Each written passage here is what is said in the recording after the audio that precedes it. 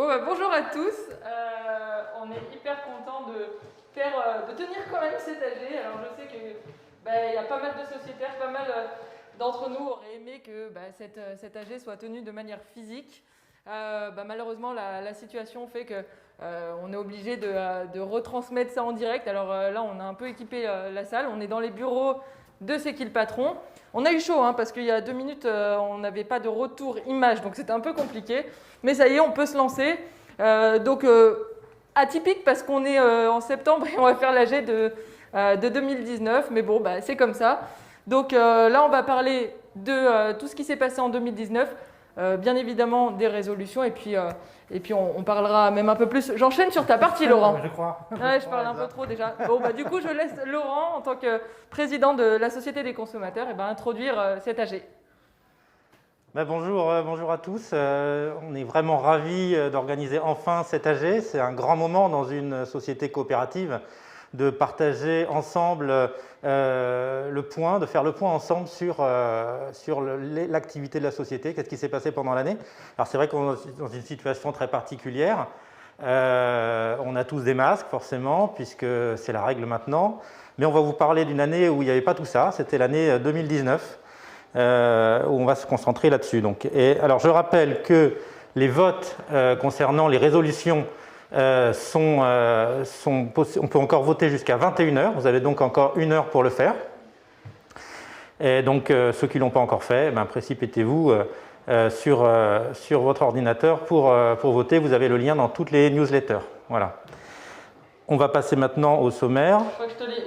J'ai anticipé, c'est déjà... voilà, d'accord. Donc le gros sujet qu'on va traiter durant cet AG, c'est évidemment toutes les activités qu'il y a eu en 2019. Donc l'ensemble de l'équipe vous expliquera sur tous les sujets les avancées et les progrès qu'on a pu faire. Ensuite, on relira ensemble avec Marine les votes des résolutions. Et là, on terminera les votes à ce moment-là. On passera sur l'avenir, sur 2020. Alors, il est déjà bien entamé, on est aux 2 tiers de l'année, mais enfin, au moins, voilà, on pourra parler de ce qui a déjà été fait et de ce qui reste encore à faire. On abordera ensuite la session questions et réponses. Alors là, vous avez jusqu'à 21h30 pour poser vos questions, soit par email, en répondant à la newsletter. Ouais, par email. Et puis, ou alors vous pouvez le faire en dessous de la vidéo, vous avez un espace commentaire. Vous pouvez aussi poser vos questions. Voilà. Et je finirai sur l'annonce des résultats. Et on sera à peu près à 22h, donc on est parti pour 2 heures ensemble. Voilà, je repasse la main à Elsa pour le premier point. Et puis moi, tant qu'à faire, je passe la main aussi à l'équipe produit, du coup à Joséphine et Simon qui travaillent tous les deux sur les développements produits de C'est qui le patron.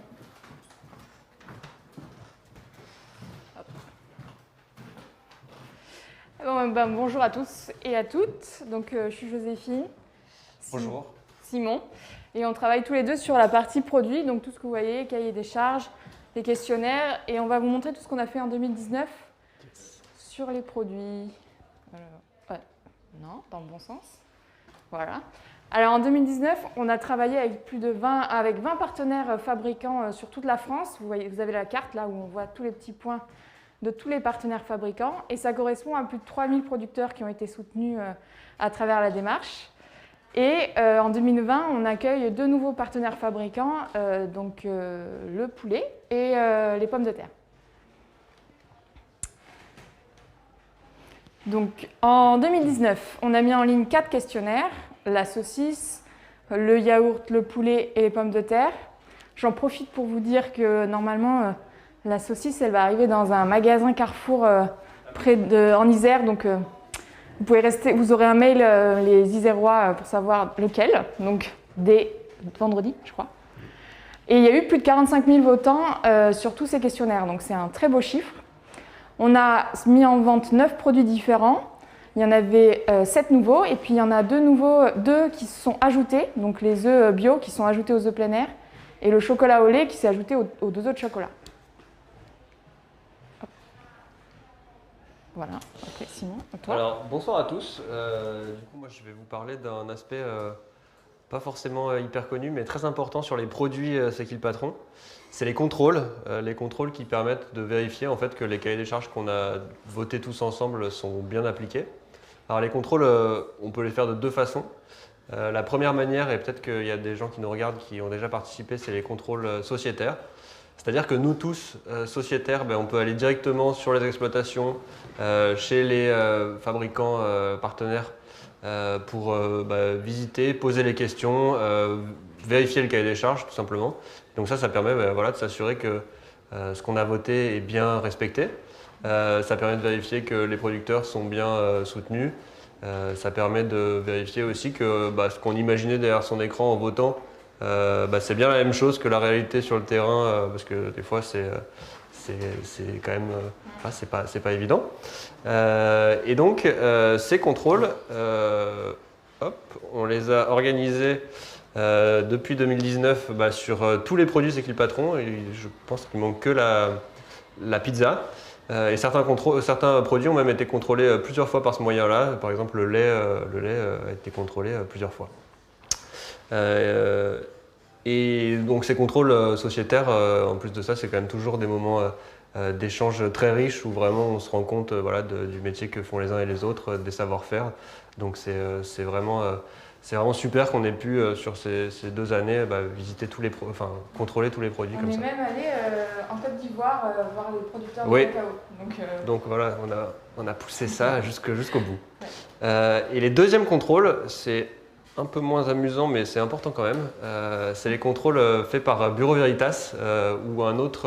En gros, ce sont des professionnels, un organisme tierce partie, indépendant, qui va faire des contrôles un peu sur le même mode que nous, les sociétaires, sauf qu'ils prennent un échantillon représentatif de chaque exploitation pour aller voir si le cahier des charges est bien appliqué. Et ce qu'il faut voir, c'est qu'on a commencé ces contrôles petit à petit. En 2018, il y avait un produit qui était contrôlé, le lait. En 2019, il y en avait 16, il me semble. Et aujourd'hui, l'objectif 2020, c'était de tous les contrôler. Et malgré le Covid, il y aura peut-être un peu de retard, mais on y est. Tous les produits sont contrôlés. C'était l'objectif de l'AG l'année dernière, où on n'était pas encore très bon. Et là, c'est bon, on est à 100%. Là, tout est vérifié, en plus des contrôles sociétaires. Voilà. Et c'est une bonne partie du budget de l'équipe produit pour cette partie-là. Donc, c'est important de le savoir. Ensuite, dans les projets qu'on a menés au sein de l'équipe, il y a aussi eu la mise en place du fonds de sauvegarde des abeilles. Donc, le fonds de sauvegarde des abeilles, c'est un fonds qui a été créé par C'est qui le patron, par Culture Miel, le partenaire fabricant des pots de miel, et par ADA France, qui est une association d'apiculteurs. Il a été créé en 2018 et le premier appel à projet a été lancé en 2019. Il y avait plus de 30 000 € sur le fonds qui viennent donc en partie des pots de miel et aussi de dons de Culture Miel ou la vente des livres C'est qui le patron, par exemple. Et donc 30 000 € qui ont été récoltés et qui ont été redistribués sur 21 projets différents. Le but est de soutenir des actions qui permettent de mettre en place et de développer, de favoriser la biodiversité florale. Donc on a soutenu des agriculteurs, un lycée agricole, un village. Et là, il y a le deuxième appel à projet qui est lancé cette semaine. Donc sur le site du fonds, c'est fsab.fr. Vous avez toutes les infos si vous connaissez des personnes ou si vous-même vous avez des projets à soutenir. Le dossier, il est téléchargeable et vous pouvez candidater pour l'appel à projet 2020. Voilà pour le fonds des abeilles. Et il y a plusieurs autres produits qui soutiennent d'autres actions. Voilà. Oh, ouais, non, c'est bon. Je vois mal le retour. Donc il y a le lait C'est qui le patron qui soutient à hauteur d'environ 180 000 € les agriculteurs pour des actions qu'ils mettent en place pour développer la démarche. Il y a le fonds Bleu Blanc Cœur, donc avec le beurre de baratte. Chaque beurre acheté permet de reverser 15 centimes tout rond au fond. Donc ça représente 87 000 € en 2019. Et ça va permis d'aider les agriculteurs en conversion vers l'agriculture Bleu Blanc Cœur. Donc ça représente 15 agriculteurs, des éleveurs laitiers, des éleveurs de poules pondeuses et l'éleveur de porcs. Et enfin, il y a le beurre bio, où sur chaque plaquette de beurre bio, il y a 15 centimes et demi qui retournent vers les agriculteurs en conversion vers l'agriculture biologique. Donc là, comme les ventes du beurre bio, Madeleine et Elsa vous montreront sûrement tout à l'heure, sont de belles ventes. On a plus d'1 million € qui a été reversé aux agriculteurs en conversion. Hop. Et après, c'est toi. Alors, si j'arrive à faire... Ok. Et du coup, quand même un petit mot sur 2020 parce que ça peut vous intéresser. Il y a actuellement 3 questionnaires en ligne, donc 2 questionnaires sur la crème et un questionnaire sur la purée de pommes. Et d'ailleurs, on en reparlera de ce questionnaire un peu après. Il y a 2 produits qui sont arrivés en rayon. Donc le poulet qui est vraiment arrivé en rayon. Et d'ailleurs, sur le poulet, pour information, il y a une consultation sociétaire vraiment importante actuellement sur laquelle vous pouvez voter, donc n'hésitez pas. Et le deuxième produit, il n'est pas vraiment arrivé en rayon, c'est la baguette, il est arrivé dans les boulangeries. Donc ça, c'est très important pour nous parce que c'est un peu un autre canal que la distribution, la grande distribution. Ensuite, il y a un produit qui va très bientôt arriver en rayon, c'est les pommes de terre. Donc très bientôt, pour information, je crois que ça veut dire demain, donc c'est vraiment bientôt. Et il y a 3 produits par contre qui ont été arrêtés. Donc là, il y a la scarole qui a été arrêtée suite à une consultation sociétaire.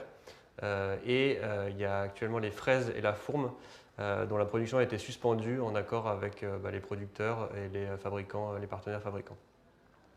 Donc voilà pour cette partie qui concernait les produits. Je pense qu'on va relaisser la main à Elsa et Madeleine sur... Commercial. Ouais. tu as spoilé son... Non, ça va, normalement c'est bon. J'ai gâché l'effet. J'espère que tu n'as pas gâché l'effet.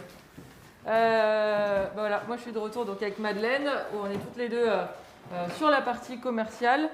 Et puis, premier chiffre, alors ça va être un peu compliqué pour nous de parler uniquement de 2019, mais on va essayer de s'y tenir.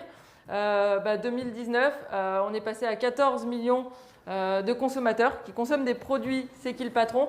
Spoiler alerte, en fait, si vous allez tout simplement sur le Facebook ou n'importe quel réseau social, vous avez dû voir passer il y a quelques jours, il y a quelques semaines, le chiffre sur 2020 où on est passé à 16 millions. Bon, voilà, c'est pas grave, on parle de 2019, donc on est passé à 14 millions en 2019. Et puis vous voyez que ça a quand même fortement progressé parce qu'on était 6 millions, 11 millions, 14 millions, demain 16 millions. Donc voilà, c'est des super nouvelles pour nous parce que au-delà de juste ces chiffres qu'on montre à l'écran, ça veut dire que plus on est derrière, plus on soutient les producteurs dans la démarche. Donc ça, c'est hyper positif. Ça montre que la démarche progresse et que vraiment le soutien aux producteurs continue d'augmenter.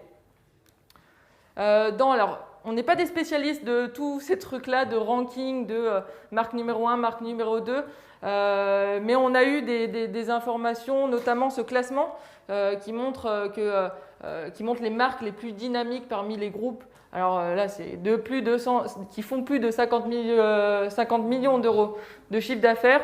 Alors, chiffre d'affaires, c'est les produits, le prix des produits en sortie de caisse. Donc des magasins, là on a eu le bonheur de constater qu'on est tout en haut de ce classement. Et puis pour enchaîner sur un autre classement, c'est celui des marques considérées comme les plus responsables. Alors on met tout un tas de choses derrière responsable, ça peut être bio, ça peut être engagé, ça peut être pas mal de choses, mais là on a eu aussi le plaisir de découvrir que C'est qui le patron aujourd'hui, dans la tête de pas mal de consommateurs, c'est une marque qui est engagée et vraiment qui est représentée comme responsable, qui soutient les producteurs. Et là, je crois que c'est à toi, Madeleine. Oui, exact. Du coup, sur l'année 2019, on a près de plus 17% de vente volume, donc de nombre de produits qui ont été vendus par rapport à l'année 2018, donc c'est énorme. Et là, on a UVC à l'écran, tu peux peut-être réexpliquer ce que c'est quand on dit UVC? C'est unité de vente consommateur. Donc c'est un produit, globalement, un produit égale un UVC. Exact. Exact. Et ici, là, on arrive du coup aux ventes mois par mois de l'année 2019. Donc on voit qu'il y a une progression. On voit aussi que le lait qui est en bleu, c'est la majorité des volumes. Et on voit les différents produits qui sont arrivés du coup au cours de l'année 2019. Et juste après, du coup, là, on voit les ventes depuis le lancement de la démarche C'est qui le patron, donc depuis octobre 2016. On voit que c'est en progression depuis le début, qu'on est à près de 7 millions d'UVC de produits du coup vendus par mois. Et qu'on a des périodes entourées en orange, là c'est les périodes d'été où il y a un effet de saisonnalité et il y a moins de ventes, notamment sur le lait. Mais c'est hyper positif comme chiffre. Du coup, là, on voit un graphique qu'on partage régulièrement. C'est donc les ventes de lait qui sont assez exceptionnelles. Donc, dans le lait, il y a les 4 laits C'est qui le patron. Et il y a aussi Monoprix qui avait changé toute sa marque distributeur. Donc, toutes les marques, la marque Monoprix de lait, où il y a le cahier des charges du lait C'est qui le patron à l'intérieur. Donc, ça fait encore plus de volume et ça permet d'aider encore plus d'éleveurs, du coup, dans la démarche. Ensuite, ici, on peut voir, c'est des chiffres qui montrent que la croissance de C'est qui le patron sur le lait est positive et saine. On voit qu'on a progressé de 10% sur le lait uniquement par rapport à l'année 2018, quand Lactel a à côté perdu du pourcentage des ventes, et Candia également, alors qu'ils ont un pourcentage promotion assez élevé. Le secteur du lait est un marché hyper promotionné. Il y a tout le temps des promotions en magasin. Donc c'est hyper positif de voir qu'on n'a pas de promotion. Nous, on a quelques mises en avant quand on fait des animations, mais globalement, on n'a pas de promotion et on arrive quand même à avoir... C'est important de dire ça parce que c'est vraiment quelque chose qui est important pour les producteurs. Ça a un vrai sens pour eux de se dire que le lait C'est qui le patron, derrière on ne finance pas une promotion, on ne met pas de l'argent en gros sur la table pour se dire qu'on va baisser le prix du lait et faire des promos. Et malgré ça, on peut dire malgré parce que c'est vrai que les promos, il y en a partout dans les magasins, on voit que le lait C'est qui le patron, il progresse d'année en année, à contrario d'autres marques qui aujourd'hui font encore des promotions en magasin. Exactement. Donc on va passer à la suite. Le beurre bio qui est également un très grand succès chez C'est qui le patron, qui aide énormément aussi sur la transition, comme disait Joséphine tout à l'heure, vers le bio, et donc est toujours en progression et a des très bonnes ventes comme vous pouvez le voir. Et je vais assez rapidement. Et il y a les œufs également qui sont des ventes très positives, qui est le 3e produit le plus vendu, acheté chez C'est qui le patron également. Et ensuite la partie distribution. Oui, et les distributeurs, il s'est passé pas mal de choses. Alors vous voyez que Carrefour qui nous a aidé à lancer la démarche, dès le début du lancement de C'est qui le patron, c'est Carrefour qui un jour, on le répète, a dit moi banco, j'y vais avec le lait. Et aujourd'hui, ça reste encore l'enseigne qui présente dans ses rayons beaucoup de produits C'est qui le patron et qui vend aujourd'hui encore majoritairement les produits C'est qui le patron. Mais il s'est quand même passé pas mal de mouvements dans l'année 2019. On voit que les autres enseignes quand même progressent globalement. Il y a quasi toutes les enseignes qui progressent, hormis une qui est Intermarché. Et puis on en a une autre aussi qui progresse plus fortement, c'est Leclerc. Donc si on va un peu plus en détail, là on parle de contribution à la croissance sur C'est qui le patron. Voilà, Leclerc se détache. Bien sûr, c'est plus facile de... tout à l'heure, il y avait marqué plus 85%, je crois. Forcément, Leclerc n'avait pas des ventes phénoménales, ne référençait pas énormément de produits C'est qui le patron. Donc forcément, la croissance a très vite augmenté dès que l'enseigne a voulu vraiment investir dans la démarche, dans C'est qui le patron. Et puis, à contrario, on a Intermarché également où on va voir que ça baisse. Et alors, plus en détail encore, pourquoi qu'est-ce qui s'est passé chez Leclerc ? On a tourné il y a quelques mois une émission, justement, on avait reçu là dans les bureaux Michel-Édouard Leclerc, qui nous avait aussi expliqué pourquoi à un moment il avait voulu référencer des produits C'est qui le patron dans les centres Leclerc. Et puis ça s'est fait progressivement. Alors au tout début, honnêtement, on était sceptiques. On a vu pas mal de commentaires des consommateurs sur Facebook, etc. en disant « ouais, j'attends de voir en magasin ». Et puis finalement, ça a marché. La preuve, il y a de plus en plus de produits C'est qui le patron dans les magasins Leclerc. Vous êtes beaucoup à les demander, à les signaler. Donc voilà, j'ai peur parce que Nicolas Chaban vient de s'asseoir là, donc j'ai un peu peur qu'il m'interrompe. Je continue. Donc voilà ce qui s'est passé avec Leclerc qui a vraiment joué le jeu au cours de l'année 2019. Et puis donc là on voit, vous l'avez à l'écran, on voit vraiment l'augmentation au cours de l'année dans cette enseigne. Ensuite on a, je vais en parler, de ce fameux chiffre négatif qu'on a vu dans les slides précédentes sur Intermarché. À un moment donné, Intermarché a retiré le lait des rayons, le lait C'est qui le patron des rayons. Ça arrivé peu de temps après que l'enseigne développe également son propre lait engagé sous la marque Merci. Malheureusement, nous, on n'a pu que constater cet effet-là et on a vu que concrètement, il n'y avait plus de lait C'est qui le patron dans les magasins. Mais si vous avez suivi, par exemple, sur les réseaux sociaux, dernièrement, on a eu une très bonne nouvelle du patron de Intermarché, je crois que c'est le directeur général, qui nous a dit que non, vraiment, lui aussi, pour lui, il avait compris qu'une démarche équitable s'associe à une autre démarche équitable et donc le lait C'est qui le patron allait revenir dans les rayons Intermarché. Donc ça, on suit ça de très près.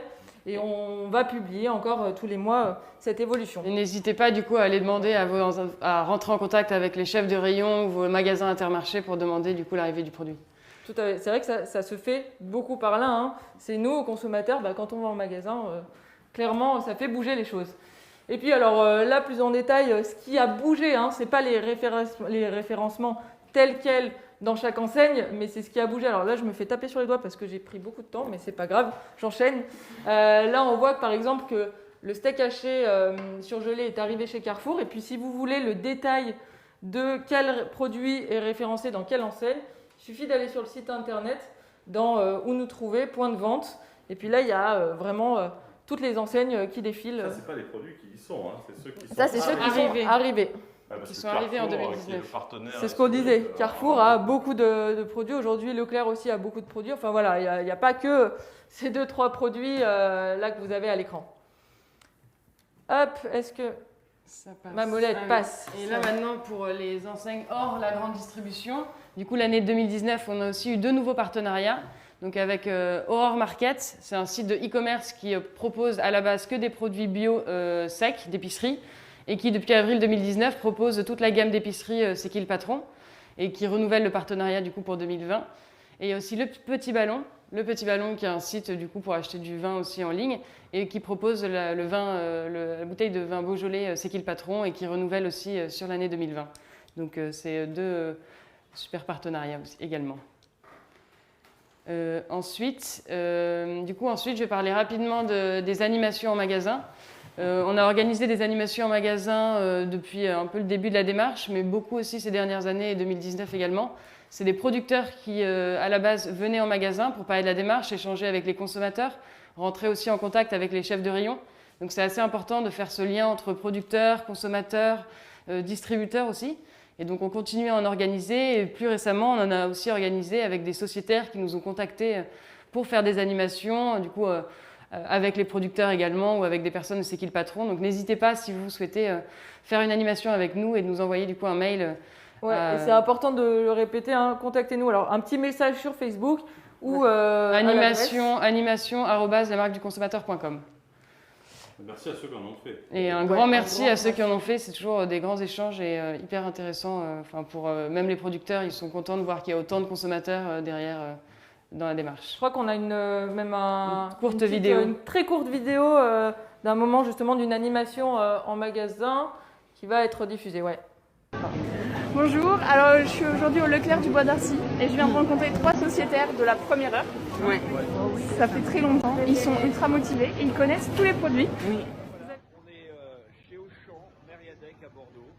Je suis avec Pierre-Yves, Joël, Nicolas et tous producteurs de lait. Bonjour à tous, on se retrouve pour une nouvelle animation en magasin, donc à Carrefour Market Vélizy. Je suis avec Didier, qui est sociétaire depuis 6 mois, c'est ça? Exactement. Oui. Vous avez un produit préféré? Les fraises. La compote de Les fraises. La compote de pommes. La compote, oui, moi aussi. Alors, dans ce Leclerc, il y a les saucisses, donc je vais m'empresser d'en acheter aussi. Ouais. On va goûter. Et donc là, on est en mise en avant, on est à l'entrée. Et il y a le lait qui est au fond là-bas avec des éleveurs. Et on a le beurre bio là. Voilà. Il y a pas longtemps, il y avait la pomme de on pouvait donner notre avis sur conserver ou pas. D'accord. Sans inscription, vous pouvez en trouver ça. D'accord. Ok,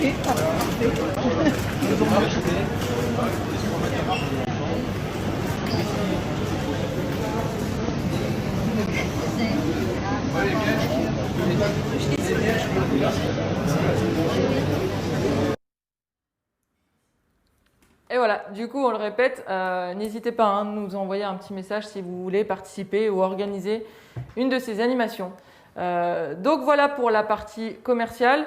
Et puis maintenant, on va passer, on va parler aussi côté sociétaire. Alors sociétaire, on a eu des visites sociétaires, on a eu des consultations. Et voilà, c'est tout ce dont on va parler maintenant. Hop, si mon changement de slide veut bien marcher. Hop, je vais y arriver. Je ne suis pas douée en présentatrice, hein. On ne me reverra pas sur TF1, mais c'est pas grave. Voilà, donc les sociétaires, ce qui s'est passé. En 2019, 31 décembre 2019, on était près de 9000 sociétaires dans la coopérative. Et puis là, aujourd'hui, on a près de 10 000 sociétaires qui ont été convoqués à cet AG. Donc on voit que ce chiffre il continue d'augmenter à travers les mois. Mais il manque 6 personnes. Hein. C'est quand même génial. Si vous pouvez trouver chacun une personne, on va être pour passer à 10 000. 900. Non, mais c'est vrai, il manque que 6 personnes pour arriver à 10 000. Voilà. Donc n'hésitez pas, si vous avez une famille nombreuse, ça suffira. Et ce qu'il y a aussi côté sociétaire, c'est les consultations sociétaires. Il y en a eu pas mal en 2019. Puis là, il y en a eu pas mal aussi en 2020, ces dernières semaines. Dans les consultations, il y a eu par exemple, vous l'avez à l'écran, hein, les sardines, la consultation sur la pêche MSC. Simon et Joséphine en ont parlé tout à l'heure. La salade, la scarole, qu'on a retirée aussi des rayons. Il y a eu une consultation sur l'augmentation du prix conseillé voté du beurre bio. Alors, je ne peux pas en parler là en 2019 parce que ça concerne les chiffres de 2020, mais ce qui sera intéressant dans l'AG justement rétrospective de 2020, ce sera de voir comment a évolué ce beurre bio en rayon. Est-ce qu'il y a eu un impact à tout ça? Ça on le verra l'an prochain. Mais voilà, il y a beaucoup de consultations sociétaires. Donc merci infiniment de répondre à chaque fois à toutes les questions qu'on pose et les questions qui font en fait la vie de la démarche. Je rappelle peut-être ce que c'est une consultation. Et oui, c'est vrai. Ne vote pas. Oui. En quoi ça consiste? C'est vrai, les consultations, alors toutes les semaines, on a Garance qui est juste là, à côté, qui envoie des newsletters pour parler de ce qui se passe au quotidien, chaque semaine, dans C'est qui le patron. Et il y a quand même beaucoup de consultations. Alors les consultations, c'est quand on a besoin de prendre une décision sur un point, sur un produit, sur la démarche, sur, je ne sais pas, même une stratégie. On a même posé la question à un moment donné, est-ce qu'on relayait un certain message? Quel type de communication? Enfin voilà, ça peut être pas mal de choses. Il y a eu aussi la création du fonds de solidarité dont on parlera un peu plus tard. Mais voilà, c'est les réponses à toutes ces questions qu'on se pose et qui font la vie de la démarche. Donc voilà, il suffit de voter à travers les newsletters qu'on envoie, que Garance rédige et envoie toutes les semaines. Et on peut dire aussi qu'il y a eu des problèmes parfois techniques. Oui, il ne faut pas hésiter à nous faire remonter ça parce que nous, c'est au hasard des rencontres qu'on nous le dit. Et c'est quand même dommage de ne pas pouvoir techniquement faire un vote alors que c'est l'essence même du système. Parce que c'est déjà les records de vente. On a vu, je ne sais pas combien, un quart des gens qui ont voté sur le fonds de soutien. Oui, mais il paraît que ça aurait été beaucoup plus s'il n'y avait pas eu de problème technique. Donc on va essayer de résoudre tout ça. Donc si vous ne recevez pas la newsletter chaque semaine, c'est pareil, un petit message pour nous dire, juste pour nous faire un petit coucou et dire que vous ne la recevez pas. Comme ça, on va voir ceux qui clochent de notre côté. On a parfois des problèmes informatiques, hein, ça arrive. Comme là, juste avant le début de cet AG. Et puis 2019, ça a été aussi plusieurs rencontres sociétaires à travers toute la France, dans plusieurs villes. On a tenu des petites réunions entre sociétaires. Voilà, vous l'avez à l'écran, toutes ces réunions qui ont été tenues. Elles ont permis de faire remonter beaucoup de points, soit des questions, soit aussi pas mal de remarques que vous aviez à nous faire sur la démarche. Peut-être qu'on n'insistait pas assez sur certains points, qu'on ne donnait pas assez d'informations sur une partie peut-être de chiffres, sur comment s'engager davantage dans la démarche. Donc elles ont permis, ces réunions, de faire émerger tout ça et puis nous aussi de travailler sur certains projets au cours de l'année ensuite 2020. Et est-ce que, alors je ne sais plus, voilà, j'ai terminé, donc moi j'arrête de parler et bonne chance parce que là je laisse la place à Nicolas et surtout bonne chance à Garance pour ce moment qui suit. Parti. Il faut prendre ça, non? Non. Voilà, mais Garance, je vais te laisser parce qu'Elsa a semblé dire que c'était une mission très difficile, donc je vais te laisser. Essayer de cadrer Nicolas pendant notre petite présentation. Nous, on va vous parler de la partie communication, tout ce qui s'est passé, donc communication, événements pendant l'année 2019. Donc c'est parti, Nicolas, tu commences. Pour ne pas l'oublier, si on peut faire un petit... effectivement, c'est juste pour remercier les gens qui ont fait toute la partie technique, parce qu'on est dans la cuisine, on le rappelle, dans la cuisine des bureaux. Et donc c'est... on fait, voilà, Laura, Thierry, je n'ai pas tous les prénoms, mais qui ont permis de faire cette AG depuis la cuisine dans des conditions un peu difficiles. Voilà, donc merci à eux. Ça me permet donc de te rendre la parole. Puisque tu ne t'es pas présenté, mais qu'est-ce que tu fais alors dans moi, je m'occupe de la partie communication, je vous expliquerai après, on ne perd pas de temps. Tu es sur quoi? tu travailles sur quel truc? Moi, je parle côté digital, je fais le site internet, l'application. D'accord, ok. Donc toute la partie internet est digitale finalement. Oui, voilà. C'est ça. Tu nous parles des événements? Non, mais je te laisse. Tu as fini, toi, de ton côté? Bon. Je te laisse commencer, vas-y. Alors, donc les événements, c'est la partie communication. On a choisi... Bon, la communication, vous la vivez avec nous, vous en faites partie. Les producteurs aussi, quand ils font des portraits, on essaie d'être le plus possible perméable et que les coulisses de C'est qui le patron soient toujours visibles. Donc désolé si on en fait beaucoup, mais on pense que c'est indispensable qu'il y ait cette transparence dans un maximum de moments. Il y a eu d'autres moments que ces moments-là, dont je ne parle pas, mais vous les connaissez par cœur. C'est des remises de trophées, il y en a eu beaucoup. On s'est demandé au début si on allait aller dans ces remises de prix, souvent nominatives, alors qu'on est une démarche collective. Et puis on s'est dit que c'était quand même un symbole fort. Il y a eu les trophées BFM, on a pu faire un Facebook Live en direct, et surtout, au-delà de ça, il y avait des sociétaires. On est tous sociétaires ici, donc on ne vous parle pas d'un peuple lointain, c'est bien des gens comme nous sommes tous sociétaires, mais ce n'est pas seulement les gens du bureau. C'est, tout à l'heure, on a reçu un prix, le prix Montgolfier, 1801, une institution de simples consommateurs était sur scène, il y avait Séverine, il y avait Claudine, qui était émue, c'était touchant, et il y avait devant nous à peu près la moitié d'une salle de polytechniciens et de diplômés qui étaient dans cette institution, évidemment, qui a maintenant plus de 200 ans. C'était le moment histoire donc, de l'AG, et comme je vais me faire engueuler sur le timing, je vais donc parler très rapidement aussi du film Au nom de la Terre. C'était fort pour nous, beaucoup de sociétaires ont pu venir dans ces séances de cinéma, le film avec Guillaume Canet, Édouard Bergeon qui l'a réalisé, et c'était un gros moment d'émotion. C'est pour ça qu'on l'a mis quand il y avait tous les producteurs de lait alignés à la fin du film, avec devant des sociétaires et des téléspectateurs qui avaient bien compris que ce que racontait ce film, c'était leur histoire. C'était un moment touchant et qui nous a donné envie, évidemment, le lendemain matin, de revenir au boulot en courant, puisqu'il y a encore énormément à faire pour aider tous les producteurs de France. Je te laisse faire la slide alors, parce que c'est à moi encore là, de dire quelque chose. C'est toujours à toi, on va parler du livre. Alors le livre, donc là on est quasiment asphyxié, puisque effectivement le masque nous prive d'oxygène, mais comme on parle beaucoup plus que les autres, on est d'autant plus affaibli.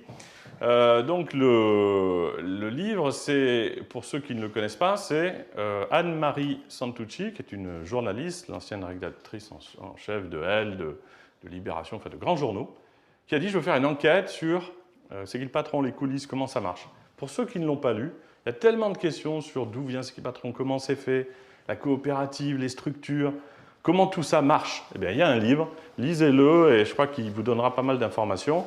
Et puis, les résultats de la vente du livre vont alimenter le fonds de soutien des abeilles. Pourquoi faire d'ailleurs? Qu'est-ce qu'il fait ce fonds de soutien des abeilles? Pour voir un peu si tu sais. Il aide pour la biodiversité des abeilles. Voilà, très bien. Bon, je ne peux plus la piéger sur cette question. Je suis calée, ça va. Voilà. Et après, je crois que c'est un slide. Alors là, c'était ton slide, mais je vais quand même le faire. Je t'en prie. Non, vas-y, j'oublie. C'est vraiment ta slide. Ah, c'est ma slide. Oui, c'est ma slide, pardon. Donc ça, c'est la slide, je crois que c'était toi qui allais parler de ça. Le plus important, je vais vous le dire 50 fois important, mais c'est les vidéos de producteurs. On le sait parce que les retours que vous nous faites, au-delà de tout ce qu'on peut expliquer et raconter, c'est qu'est-ce qui se passe pour les producteurs à l'autre bout.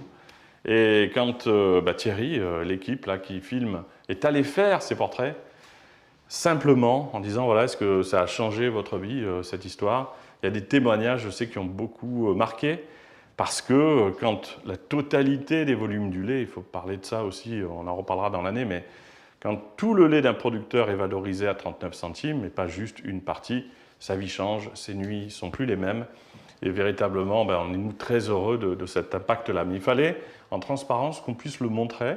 Alors même si on fait des visites pour aller le voir, au-delà de nous, les sociétaires vont me poser la question directement, on a ces vidéos qui donnent beaucoup de sens, me semble-t-il, aux efforts de chacun. Hein, les nôtres comme ceux de chacun, là, dans vos vies de consommateurs, dans les magasins, en train d'en parler à un voisin. Enfin, c'est cette somme-là d'efforts qui a fait, évidemment, ces sourires que vous voyez dans ces vidéos. Donc, n'hésitez pas à aller les voir. Ça fait du bien aussi de recevoir ce qu'on donne ouais, en toutes retour. les vidéos sont sur le site internet. N'hésitez pas à aller toutes les regarder. Voilà. Ok, c'est tout bon pour toi. Je vais aller vite, du coup. Moi, je vais vous parler des... C'est carrément le moment le plus important. Donc, tu peux vraiment prendre un quart d'heure. Prendre la place. Je vais vous parler des retombées presse. En 2019, ça a continué d'augmenter, comme vous le voyez. Depuis le début de la démarche, on avait environ 2000 donc retombées presse. C'est tout ce qui est articles, émissions, radio, télé, tous les reportages, tous les moments où on est cité, dans lesquels on apparaît. Donc voilà, on arrive à plus de 2500 articles depuis le début de la démarche. C'est incroyable, ce qui est unique. Pour vous donner un repère, c'est jusqu'à 3,5 par jour en moyenne. C'est pas tous les jours, mais c'est dingue, et tant mieux. Tous les jours, on a des articles où on parle de C'est qui le patron, donc c'est top. Et ça continue comme ça. Alors, est-ce que ça change? Oui, non, dans l'autre sens. Les autres pays aussi, qui maintenant sont en train de... On en parlera tout à l'heure, mais... Oui. Je me blais pendant que tu essayes de faire la test live. Alors, tu m'as dépêché. Je vais parler de l'application. N'hésite pas. L'application qui est lancée depuis 2018, pareil, ça continue super. On voit qu'en 2019, elle a été téléchargée plus de 18 000 fois. On peut dire ce que c'est l'application qui permet quoi? De signaler la présence des produits dans les magasins et surtout de demander l'arrivée des produits. Donc ça rejoint ce que vous disiez Elsa et Madeleine tout à l'heure. N'hésitez pas à vous en servir pour dire que voilà, on est bien présents tous les consos, on est là pour acheter les produits qu'on a créés tous ensemble. Il y a eu, je crois, 50 000 lettres. On a arrêté de compter parce que vous voyez que ce chiffre. 50 000 lettres envoyées par nous tous, là. Donc et bien au-delà des sociétaires, parce qu'on sait que des consommateurs l'ont fait par l'appli. Et ça a eu un impact très fort dans les salles de réunion.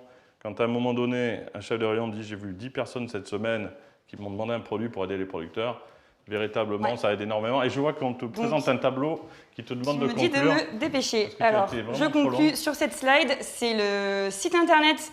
En 2019, on a eu un gros chantier sur le site. On a tout refait. Donc, voilà. Vraiment, on a changé toute la disposition du site. Et notamment, une partie qui vous concerne, l'espace sociétaire. Sur lequel on peut voir un peu tout ce qui se passe et participer en tant que sociétaire, donc notamment via les consultations et toutes les actualités. J'en profite pour passer un petit message sur les consultations. N'hésitez pas à voter en ce moment. Il y en a une sur le poulet, donc une consultation assez importante. Si vous ne l'avez pas fait, c'est le moment. Là, tu parles du vote dans la partie sociétaire. Oui. Voilà, il y a une deuxième partie pour tous les consommateurs, c'est les questionnaires pour élaborer de nouveaux produits. Et oui, parce qu'au-delà des gens qui regardent là, les héros qui regardent en direct, il y a après un replay qui va permettre d'envoyer à tous les sociétaires. Et ceux qui ne parviennent pas à voter, dites-le nous, parce qu'on ne peut pas le mesurer, ça. Il faut qu'on trouve des solutions. Actuellement, mais au-delà pour tous les consommateurs, actuellement, on peut voter pour les... Pour l'AG, il y a eu quand même beaucoup de retours en disant « mais on n'arrive pas à voter, techniquement, ça ne passe pas ». Et on s'en est rendu compte, voilà, au moins déjà ça, et on va essayer de faire en sorte que ce soit, vas-y, tu as le temps, on te met un panneau encore en 5 minutes. C'est tout bon du coup pour nous, je pense on va laisser la place. Non, parce qu'il y a des petits panneaux là, qui nous sont présentés en disant accélérer, accélérer. On laisse la main à Benjamin qui va nous parler de l'international. Voilà, tu le fais? On part pas. Non? Non, mais c'est, voilà, non, mais un mot, je peux te présenter, remarque, c'est juste un mot sur Benjamin, qui a rejoint l'initiative. Vous avez vu des pays, maintenant tu le diras dans le détail, mais 8 pays en plus de la France, où des consommateurs ont reproduit le principe. Nous, on voulait rester d'abord en France, et c'est notre priorité, mais il y a eu un tel engouement, et c'est assez magique qu'on a accompagné à notre niveau, et c'est donc Benjamin qui s'occupe de coordonner un lien entre cette expérience française et des expériences qui sont complètement indépendantes. Absolument. Bon, mais je te laisse présenter ça. Merci Nicolas pour cette présentation. Bonsoir à toutes et à tous. Donc effectivement, on pourrait se demander pourquoi l'international, c'est qui le patron? On est une coopérative de consommateurs français. Salut Nathalie. Je suis un peu en retard, désolée. Nathalie. Bonjour. Et donc, en fait, pourquoi l'international? Parce que spontanément, on a des consommateurs dans différents pays qui se sont emparés de l'initiative, qui ont trouvé ça génial, qui nous ont contactés, nous ont demandé comment on pourrait initier ce type de démarche dans leur pays respectifs. Et nous, effectivement, même si l'intention n'était pas celle-ci au départ, on s'est rapproché de ces gens-là, on s'est rencontrés. Et effectivement, ça semblait faire du sens de lancer l'initiative dans différents pays, les accompagner à le faire en tout cas. Et donc aujourd'hui, nous, ce qu'on fournit, ce qu'on propose à ces différents pays, c'est en gros un cadre qui garantisse les valeurs, vraiment les fondements de la démarche, d'accord? Et ensuite, on essaye de capitaliser un petit peu sur l'expérience de C'est qui le patron en France pour pouvoir leur faire profiter de certains enseignements, certains outils, certaines méthodes et autres. Et si on rentre un petit peu plus dans le vif du sujet, on a aujourd'hui 8 pays en plus de la France qui portent l'initiative. Donc rapidement pour les présenter, par ordre alphabétique, on a l'Allemagne qui vient de lancer cet été son premier produit qui est du lait. Ça semble être vraiment un succès aussi là-bas en Allemagne, donc c'est très chouette. La Belgique qui est le pays historique, le premier pays en dehors de France à avoir porté l'initiative, qui est sur le point de lancer son deuxième produit, de la farine, après avoir lancé le lait. On a ensuite l'Espagne, évidemment, 3 produits bientôt en Espagne, donc le lait, les œufs, l'huile d'olive qui arrive très bientôt. Tout un tas de développements encore à venir. On a la Grèce qui a lancé son lait aussi cette année, des produits en développement, de l'huile d'olive aussi, des yaourts. Donc voilà. On a ensuite le Maroc qui développe aussi son premier produit, de l'huile d'olive. L'Italie qui a lancé ses pâtes, des très bonnes pâtes durant l'été. Là, on a la chance de les avoir au bureau, elles sont très bonnes. C'est vraiment, vraiment très chouette. Voilà, je ne sais plus qui j'oublie. Les œufs qui sont en cours de votation au Royaume-Uni. Donc ça, c'est très chouette aussi, évidemment. Et puis, tout un tas de nouveaux pays qui se manifestent. On a les États-Unis, bientôt la Hollande, mais ça, on y reviendra probablement dans l'AG de l'année prochaine, puisque ce n'est pas l'objet aujourd'hui. Voilà. Donc Benjamin a un travail très très dur que d'aller dans tous ces pays, et là on le plaint, le pauvre. Voilà. Merci beaucoup. Je te laisse la parole. Merci, vraiment, c'est très gentil. Du coup, donc moi je vais vous présenter tout ce qui est la partie très très ludique de la finance. Pardon, excusez-moi, donc de la finance. Et donc, pour pouvoir rendre ça un peu plus digeste, on s'est dit qu'en fait, le mieux était quand même déjà de prendre un peu plus de hauteur sur ces chiffres avant de rentrer dans le vif du sujet.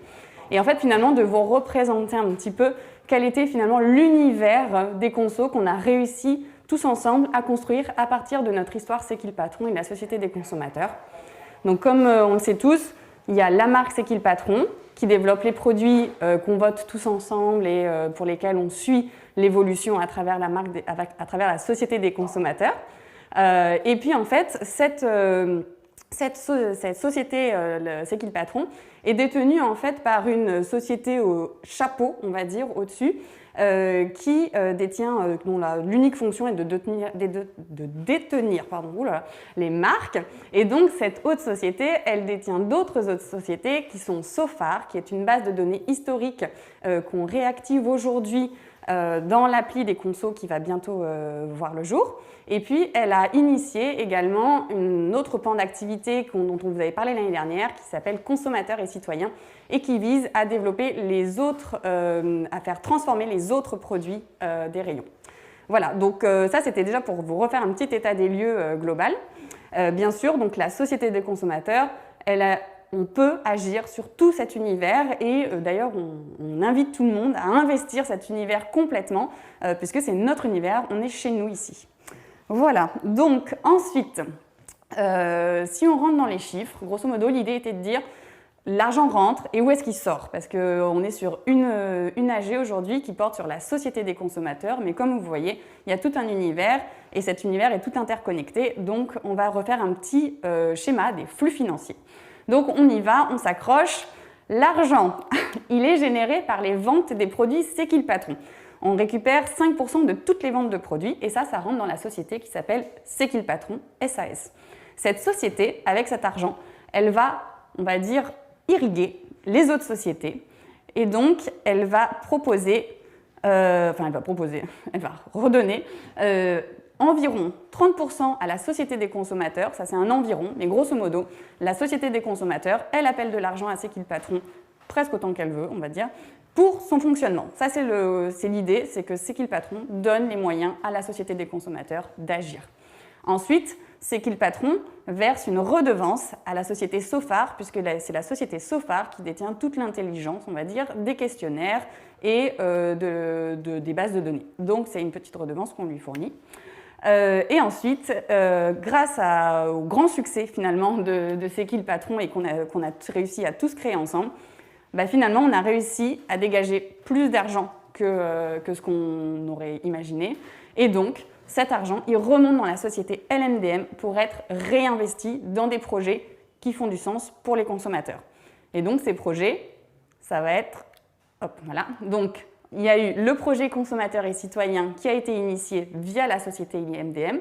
LMDM, donc, qui s'appelle la Maison des marques, elle initie également les pays, elle lance les nouveaux pays, on va dire, elle fournit une prestation financière. Et elle investit aussi dans des nouveaux services qu'on verra plus tard, et notamment le service Welco. Voilà, dans tout ça, j'ai oublié de parler évidemment, et ça c'est une grosse erreur, du Fonds de solidarité des consommateurs et des citoyens, puisque, on en reparlera plus tard, mais donc C'est qui le patron s'est engagé désormais à reverser 1% de son chiffre d'affaires à ce fonds. Voilà, donc ça c'était pour vous donner un petit état des lieux. Et ce qui nous permet maintenant de nous replonger un peu plus dans les comptes de la Société des consommateurs qui, vous avez vu, est finalement entièrement liée à C'est qui le patron. Là aussi, avant de rentrer, pour ne pas vous lire ce tableau qui, somme toute, est très intéressant mais pas très digeste, je proposais de vous expliquer rapidement la différence. Là, on est sur le compte de résultat et c'est finalement ce qui est plus important à regarder, entre guillemets, pour nous, des gens lambda, qui ne comprenons pas forcément tout à la finance. Et du coup, c'est en fait le compte de résultat, il permet en fait de retracer l'argent sur toute une année. Donc en fait, de la rentrée du chiffre d'affaires, qu'est-ce qu'on en fait? On en fait tout un tas de dépenses qui s'agrègent dans ce compte de résultat sur des postes différents, qui sont détaillés ici, et puis qui à la fin donnent un résultat. Voilà, et c'est la différence avec le bilan, qui est le slide qui va venir juste derrière. Et ce bilan, aujourd'hui, c'est juste une photo, finalement, Ok, 3 minutes. C'est juste une photo à un instant T, au 31 décembre. Et donc, finalement, ça n'a que très peu d'intérêt de regarder cette photo, puisqu'il y a un avant, un après une photo. Et donc, du coup, finalement, ça fige une situation.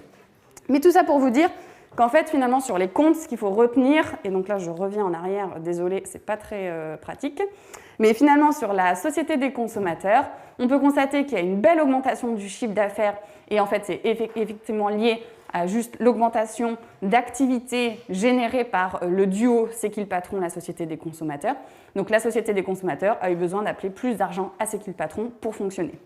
Rappelons aussi que la Société des consommateurs n'a pas vocation à faire de résultats, ce n'est pas du tout son objectif. D'ailleurs, elle ne distribue rien du tout. Et voilà, on peut constater grosso modo une activité tout à fait classique avec des charges très standards sur une société comme ça. Voilà, après donc, je vous propose qu'on passe rapidement aussi sur du coup, la société C'est qui le patron, qui est finalement celle qui alimente tout le système. Et donc, C'est qui le patron? Le chiffre d'affaires augmente de 20%, donc ça, c'est quand même assez incroyable, je pense, en ce moment comme performance. Et donc, ça, c'est lié à tous les achats de produits qu'on fait tous ensemble au quotidien, etc. Et ça vient directement derrière en soutien aux producteurs, donc ça, c'est vraiment top. Et là-dessus, pareil, pas de grande spécificité, si ce n'est de dire que voilà, le chiffre d'affaires augmente, c'est super, et les charges, du coup, augmentent de facto avec l'activité, ça c'est assez logique aussi. Forcément, on a plus d'activité, donc on a plus de charges. Voilà, et puis enfin, pardon, je regarde mon anti-sèche. Enfin, on est sur les comptes de résultats de LMDM, donc la société chapeau, celle qui est au-dessus, ça fait partie de la transparence qu'on souhaite donner. Et donc, cette société finalement, elle, c'est pareil. Son seul chiffre d'affaires, c'est 30% du chiffre d'affaires de C'est qui le patron. Donc, du coup, voilà, elle a un chiffre d'affaires qui correspond normalement à 30% de celui de C'est qui le patron, peu ou prou. Et voilà, après, elle a juste des charges très, très, très classiques et finalement très peu, puisque elle, jusqu'à fin 2019, sa seule activité était de détenir des marques. Et à partir de 2020, on va finalement transformer, entre guillemets, cette société chapeau qui n'avait pas trop d'activité, finalement, on va la faire devenir la société qui permet d'héberger toutes les fonctions support, à savoir finance, RH et juridique, de toutes les autres sociétés en dessous, pour leur permettre de rester concentrés finalement vraiment sur l'opérationnel pur et de se décharger de tout le reste qui est quand même assez consommateur de temps. Voilà, ça c'était les petits éléments sur le compte de résultat et tous les différents éléments financiers. Voilà, je précise dernièrement que bien évidemment les comptes ont été approuvés par un commissaire aux comptes dont vous avez tous les rapports à disposition sur l'espace sociétaire et dont les éléments principaux vont vous être énoncés par Marine lors de la lecture des résolutions. Et donc on peut accueillir Marine, voilà, c'est aussi une partie très très très fun. Marine, bienvenue. Bonjour, donc moi je vais vous présenter les résolutions proposées. La zapette de Marine, désolée, je suis complètement en retard. Alors voilà, hop, on en est où ? Voilà, donc je vais vous présenter les résolutions pour cette Assemblée générale mixte du 16 septembre 2020. Donc la première résolution concerne l'approbation des comptes annuels de l'exercice clos le 31 décembre 2019. L'Assemblée générale, après avoir entendu la lecture du rapport de gestion du conseil d'administration et du rapport sur les comptes annuels du commissaire aux comptes, approuve les comptes annuels de l'exercice clos le 31 décembre 2019 tels qu'ils ont été présentés, ainsi que les opérations traduites dans ces comptes ou résumées dans ces rapports. En conséquence, elle donne au conseil d'administration quitus entier et sans réserve de l'exécution de leur mandat pour le dit exercice. L'Assemblée générale prend acte que les comptes de l'exercice écoulé ne prennent pas en charge les dépenses non déductibles du résultat fiscal visé à l'article 39-4 du Code général des impôts. Le commissaire aux comptes n'ayant pu se déplacer et être présent avec nous, je vais vous faire part de son rapport. Donc le commissaire aux comptes certifie que les comptes annuels sont, au regard des règles et principes comptables français, réguliers et sincères et donnent une image fidèle du résultat des opérations de l'exercice écoulé, ainsi que de la situation financière et du patrimoine de la société à la fin de cet exercice. Voilà, donc tout ça pour dire que finalement les comptes ont été établis de manière normale, qu'il n'y a pas d'anomalie et donc on donne quitus. Quitus, ça veut dire quoi, Marine ? Ça veut dire qu'on approuve la gestion qui a été faite et on décharge les gestionnaires de leur responsabilité. Voilà, donc la question est posée. Donc je vais passer à la deuxième résolution qui est l'affectation du résultat. Donc l'Assemblée générale décide d'affecter le bénéfice de l'exercice s'élevant à 49 744 € de la manière suivante. Donc 15% du bénéfice est affecté à la réserve légale, 50% du bénéfice à la réserve spéciale et enfin le solde, soit la somme de 17 410 au compte autres réserves. Et donc l'Assemblée générale prend acte qu'il n'a pas été distribué de dividendes depuis la constitution de la société. Voilà, ça c'est le point clé et donc je ne sais pas Fabien si tu veux juste commenter cette résolution. Du coup c'est une résolution qui, en fait on avait plusieurs solutions. Déjà il y a une partie qui est obligatoirement versée en réserve légale et statutaire et en fait le reste de l'argent aurait pu être reversé sous une certaine forme en rémunération, mais le choix a été fait de tout laisser dans la société et donc d'utiliser cet argent pour les années suivantes. Voilà, puisque la société ne verse aucun dividende comme aucune société du groupe, entre guillemets, qu'on a présenté, de l'univers qu'on a présenté. Voilà. Donc, je vais passer à la troisième résolution qui concerne les conventions réglementées visées aux articles L225-38 et suivants du Code de commerce. Donc, l'Assemblée générale, après avoir entendu la lecture du rapport spécial du commissaire aux comptes sur les conventions relevant de l'article L225-38 et suivants du Code de commerce, approuve les conclusions du dit rapport et les conventions qui y sont mentionnées. Cette résolution est soumise à un droit de vote auquel les actionnaires intéressés n'ont pas participé. Et donc cette année, le rapport du commissaire aux comptes mentionne deux types de conventions. Donc il y a une nouvelle convention qui est soumise donc à l'approbation de l'Assemblée générale, qui est une prestation d'accompagnement en communication qui est réalisée par la société C'est qui le patron pour le compte de la Société des consommateurs. Et la deuxième, c'est une ancienne convention qui s'est poursuivie au cours de l'exercice 2019 et qui concerne des prestations que la Société des consommateurs a réalisées pour la société C'est qui le patron, et notamment le choix des produits commercialisés, la définition du cahier des charges, le contrôle du cahier des charges ou l'utilisation du site internet. C'est classique. Donc, la 4e résolution concerne le renouvellement des mandats des administrateurs. Donc, l'Assemblée générale prend acte qu'aucun des mandats des administrateurs n'est parvenu à son terme. La 5e résolution concerne la ratification du transfert de siège social. Donc, l'Assemblée générale ratifie la décision prise par le conseil d'administration donc de transférer le siège social du 3 au 5 rue Saint-Georges dans le 9e arrondissement au 44 rue de Turbigo dans le 3e arrondissement. La 6e résolution concerne donc l'approbation par l'Assemblée de la nomination de 2 nouveaux administrateurs, conformément à l'article 21.1 des statuts, pour une durée de 2 ans. Donc, ces 2 nouveaux administrateurs sont Muriel Fraisse et Olivier Dauvert, qui sont présents. Oui, tout à fait. On a réussi à mixer avec nous virtuellement. Et effectivement, donc, on avait souhaité, l'année dernière, on avait annoncé qu'on allait ouvrir 2 postes d'administrateurs, déjà pour étendre un petit peu le conseil d'administration, qui jusque-là avait été en fait constitué à la création de la société, et donc on avait besoin un peu de renfort. Et donc on a souhaité faire une petite étape préliminaire, parce que normalement c'est le conseil d'administration qui propose des noms à l'Assemblée générale. Sauf que là, le conseil d'administration savait pas trop qui proposer pour que ce soit équitable. Et donc, on a fait un vote en amont tous ensemble, auquel normalement on a tous participé. Il y a eu une très belle participation sur ce vote en amont qui a amené à proposer Muriel et Olivier. Donc, on réussit à les avoir avec nous. Bonjour Muriel, bonjour Olivier. Bonjour. Voilà, donc l'idée de vous avoir avec nous ce soir, c'était de permettre à tout le monde déjà de mettre un visage sur vos noms, même si on a normalement vu vos vidéos pour pouvoir voter pour vous, et pour peut-être permettre à tout le monde de vous remettre, que vous vous exprimiez un petit peu pour dire pourquoi est-ce que vous avez souhaité être administrateur et comment est-ce que vous comptez mener à bien cette mission qui vous est confiée. Peut-être commencer par Muriel, par politesse, par galanterie. Voilà. Allez, c'est parti. Donc bonsoir, je m'appelle Muriel Fraisse, j'ai 41 ans, j'habite à côté de Feurs dans Saint-Étienne et Clermont-Ferrand. J'ai été responsable qualité pendant 15 ans en agroalimentaire, puis maintenant je suis consultante et formatrice, toujours pour les entreprises agroalimentaires. Pourquoi je voulais devenir administrateur chez C'est qui le patron, c'était pour m'investir un peu plus dans la démarche, parce que je trouve qu'elle a beaucoup de sens et les projets me parlent beaucoup. C'est vrai que je suis d'origine, mes grands-parents étaient agriculteurs, donc c'est vrai que je suis très sensible à toutes ces activités, et j'ai vraiment envie de valoriser leur travail et qu'ils soient rémunérés à leur juste prix, et aussi de participer pour développer une alimentation plus saine et plus durable. Et je suis sociétaire depuis environ 2 ans. J'ai fait 2 visites sociétaires, la Fourme du Forez et le vin du Beaujolais.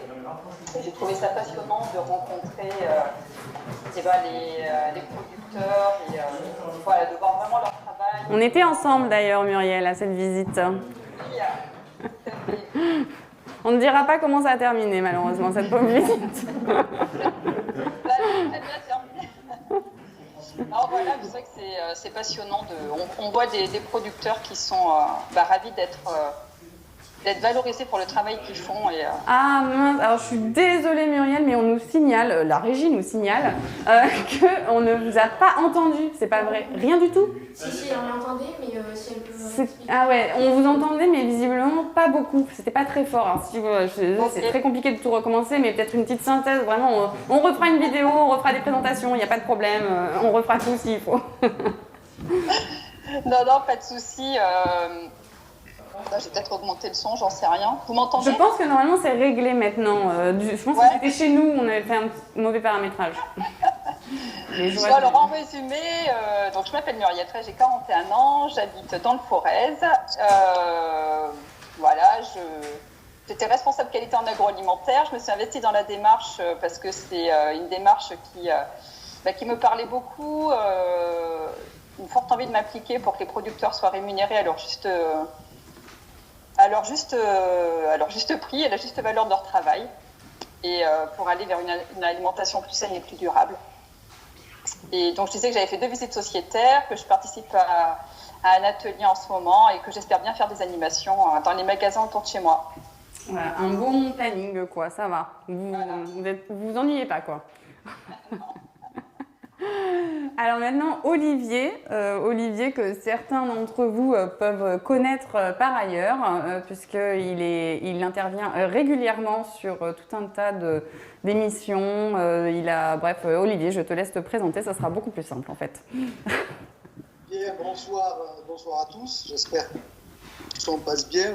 Nathalie, si tu me fais ça, ça veut dire que le son est bon, et sinon je m'arrête. Donc j'ai 50 ans, je suis ingénieur en agriculture de formation, et depuis 30 ans que je travaille, je n'ai travaillé que dans la presse et l'édition sur le thème de, en gros, la consommation et la grande distribution. Et depuis le début de l'histoire du patron, d'abord un observateur, j'ai toujours été passionné par l'idée qu'il y avait derrière, au travers de 2 leviers. Un levier qui me séduisait intellectuellement, c'est une approche un peu sociologique des choses, parce que ça prouve une volonté du consommateur de se réapproprier ce qu'il mange. Et c'est quand même un renversement de la table par rapport à ce qu'on connaissait depuis des décennies où, en gros, on mangeait ce qu'on nous proposait. Et puis après, d'une manière un peu plus acteur de cette situation-là, ce qui m'intéresse dans la démarche Équipe Patron, c'est que ça rencontre une conviction que j'ai depuis longtemps, qui est en gros de dire le sort de l'agriculture se réglera non pas par des mécanismes politiques, à savoir des ministres qui font des grandes conférences, qui prennent des grandes décisions, qui durent le temps d'une saison et après le malheur agricole reprend le pas, mais cette situation se solutionnera si on oppose à la situation économique des agriculteurs un mécanisme économique de création de valeur.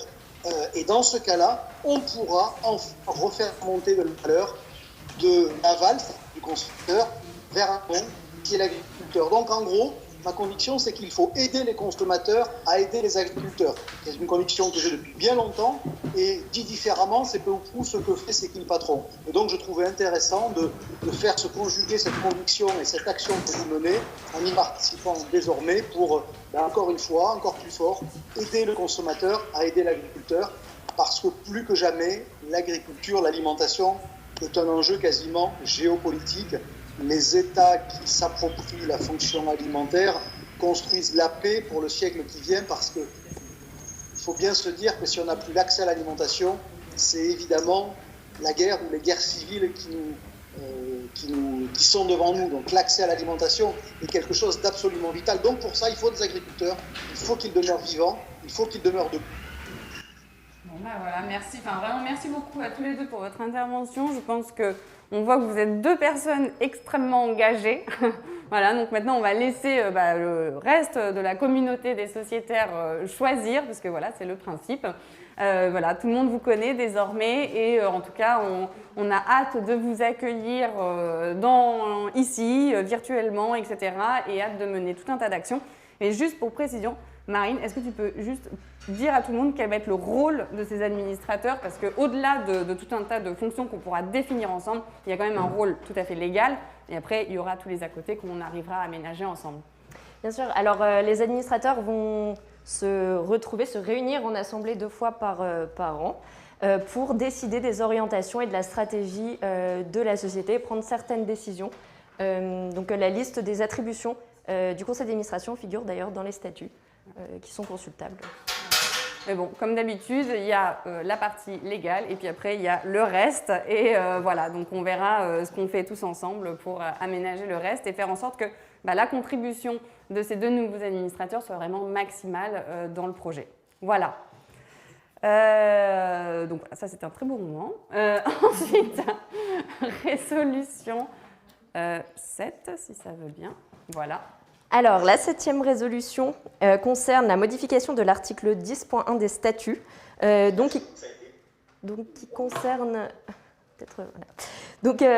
la modification de l'article 10.1 des statuts qui concerne donc les conditions d'admission en tant que sociétaire. Donc il y a une partie qui a été rajoutée, puisque maintenant, pour être sociétaire, une personne doit s'engager à participer aux activités de la coopérative en votant lors des assemblées générales de la coopérative et ou en participant aux sollicitations de la coopérative et ou de ses partenaires. Et donc la résolution numéro 8 qui est la suivante, c'est la modification cette fois-ci de l'article 11.3 des statuts, mais qui est liée puisqu'il s'agit de la radiation. Et donc il y a un cas supplémentaire dans lequel la radiation peut être encourue. C'est lorsque le sociétaire n'aurait pas participé aux activités de la coopérative pendant 2 années révolues. La participation aux activités de la coopérative étant définie comme le vote lors des assemblées générales ou la participation aux sollicitations de la coopérative et ou de ses partenaires. Alors là, du coup, je me permets de rajouter un truc. Si tu as fini, Oui, j'ai fini. Okay, pardon. C'était en fait l'objet de ces 2 résolutions qui vont du coup de pair. C'est de se dire, aujourd'hui, nous sommes près de 10 000 et ce nombre augmente toujours plus. Sauf qu'en fait, ce sont être sociétaire, c'est vraiment un élément où on se déclare sociétaire et en fait, nous, on n'a pas de moyen de vérifier de savoir si quelqu'un, hormis s'il le demande, ne veut plus être sociétaire, ne peut plus être sociétaire pour des raisons qui lui appartiennent, etc. Et donc, en fait, pour avoir une base de données des sociétaires la plus à jour possible et la plus juste et réelle, on se propose d'aménager ces 2 articles pour en fait faire en sorte que ce soit la condition entre guillemets de sociétaire soit basée sur l'activité qu'on mène au sein de la société des consommateurs. Et bien sûr, tout ça, tous les éléments que tu as cités, ce n'est pas du tout cumulatif, on peut en faire ou l'un ou l'autre, on n'a pas besoin de participer à tout pour être considéré comme sociétaire, sinon on n'aura plus grand monde. Et donc je vais passer à la dernière résolution, la 9e, qui est la délégation de pouvoir en vue d'accomplir les formalités. Donc l'Assemblée générale donne tout pouvoir au porteur d'un original, d'une copie ou d'un extrait du procès-verbal de la présente Assemblée pour accomplir les formalités qui seront nécessaires. Voilà, ensemble, on s'est posé beaucoup de questions en interne pour savoir qu'est-ce que ça voulait dire, cette résolution. Alors en fait, grosso modo, ça veut juste dire que si le PV d'AG disparaît, s'envole par la fenêtre ce soir, et bien en fait, n'importe qui le récupère peut aller le déposer au greffe. Alors là, c'est une grande activité. Et donc, ça sera valable, ça sera considéré comme un vrai dépôt au greffe. Voilà, donc c'est très bien. C'est Marine, le père, voilà. Donc maintenant, est-ce qu'il y a des questions à ce sujet, Marie-Azadeh ?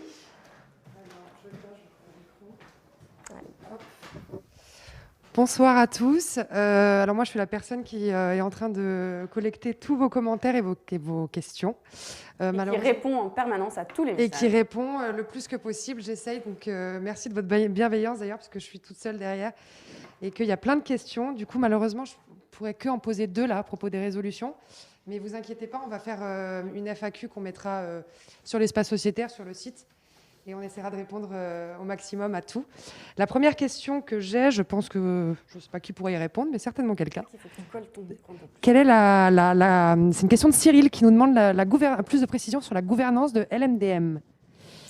Alors, la gouvernance de LMDM, elle est très simple. Il y a 2 actionnaires qui sont Nicolas Chaban et Laurent Pasquier, les 2 initiateurs de la démarche Chez qui le patron. Et il n'y a que. Voilà. Voilà. Alors, une deuxième question de Cyril et Brigitte qui demandent est-ce qu'il est possible de préciser les frais de présidence ? Les frais de présidence, alors en fait, ça c'est, comme on l'a expliqué, en fait, ça c'est juste un mécanisme, on va dire, purement comptable. Alors, sauf si Fabien veut bien prendre le relais, mais voilà. Ouais, peut-être ça sera mieux en fait. Fabien qui vient de rejoindre l'équipe en fait et qui est désormais le directeur financier de tout ça. Voilà, donc je m'appuie maintenant beaucoup sur lui. Alors du coup, c'est assez simple. Comme Nathalie vous a expliqué précédemment, la société LMDM, c'est la société sur laquelle on a mis toutes les fonctions support, comptable, juridique, administrative, etc. pour y voir un peu plus clair dans l'organisation.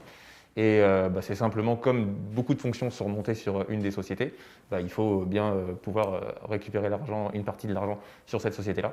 Mais c'est en aucun cas une présidence d'une personne physique. C'est vraiment purement interne au groupe.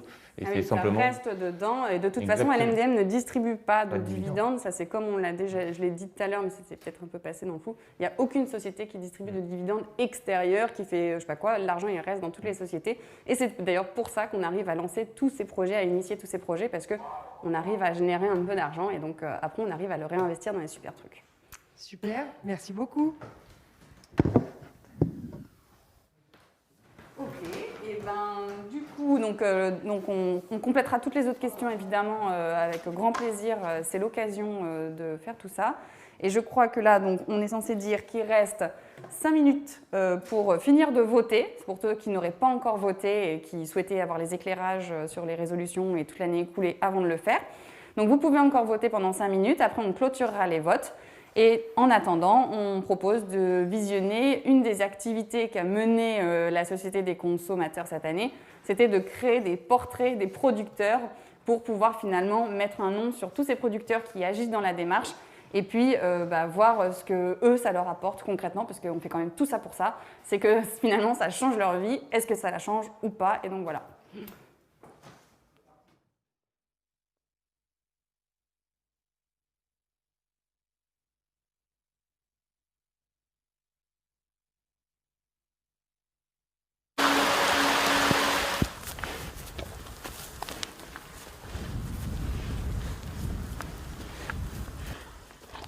Nous sommes installés depuis le 1er janvier 2016. On a fait 10 mois dans la misère. Ouais. On peut dire dans la misère. Depuis que le consommateur a commencé d'acheter le lait C'est qui le patron, pour nous, ça a été rassurant tout de suite. La première paye, si on peut dire, qui est arrivée chez nous.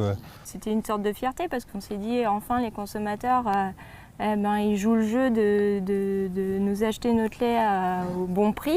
Le complément de prix que les consommateurs sont prêts à mettre, ça, pour nous, c'est oui, un acte de solidarité.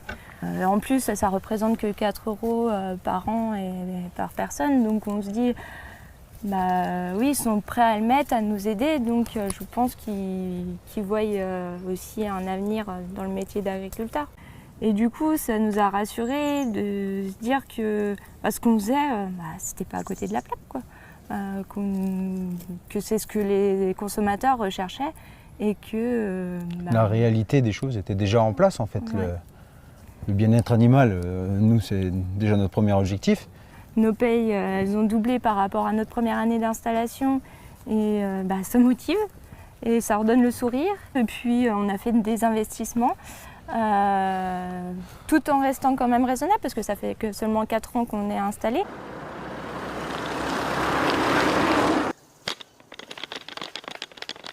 Nous, on engraisse nos vaches à l'herbe. On a une meilleure rapport qualité-prix, en gros, on peut dire, car on n'utilise pas l'ensilage, qui va moins persiller la viande, si on peut dire, et niveau économique, c'est irréprochable. Parce que nos vaches ne vont pas tuer la prairie de Somme avec une herbe tellement diversifiée qu'ils vont s'engraisser toutes seules.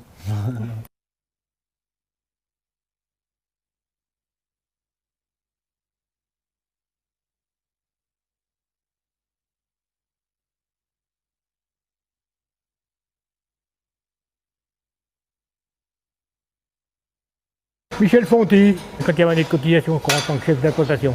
Moi j'ai commencé, avec les parents. De toute façon, à l'époque, il y avait quoi, une dizaine d'hectares. Hein. Et puis bon, après ça grandit. Puis après, à force de s'agrandir, on a laissé tomber les légumes. Parce que on ne pouvait pas être partout. Hein. À 3, on ne pouvait pas être partout. Alors moi je suis Frédéric Fonty, le GAEC Fonty. Il y a mes parents, ouais, mon père, ma mère, qui ont tous les deux l'âge de la retraite mais qui n'y sont encore pas. Voilà. Et puis un neveu là, qui est embauché pour l'instant, qui est en voie qui va s'installer, quoi. Je suis Madame Fonty, voilà. La maman Frédéric. Déjà à la maison, vers mes parents, il y avait déjà des vaches. Alors on est né dedans, quoi, voilà. Moins que là, oui. Il y a eu les prix du lait, fut un temps qui n'était pas énorme. Hein. Alors quand on commence à taper dans les réserves, ça ne devient pas très bon pour l'exploitation. Hein. Bon, après, d'une fois que c'est passé là avec C'est qui le patron, il y a remonté, voilà, c'est mieux. C'est bien, on va dire que c'est bien. Parce que je pense que s'il n'y avait pas eu ça, aujourd'hui, il y aurait moins de vaches qu'il y en a. Hein. Le gamin qui est avec nous, enfin c'est le petit-fils, il ne serait peut-être pas là aujourd'hui. Hein. Mais bon, il ne faut pas décourager les jeunes. Il faut des jeunes pour remplacer les vieux. Parce que nous, il faudra bien qu'on s'arrête un jour quand même. Bonjour, moi je m'appelle Adrien Feilleux.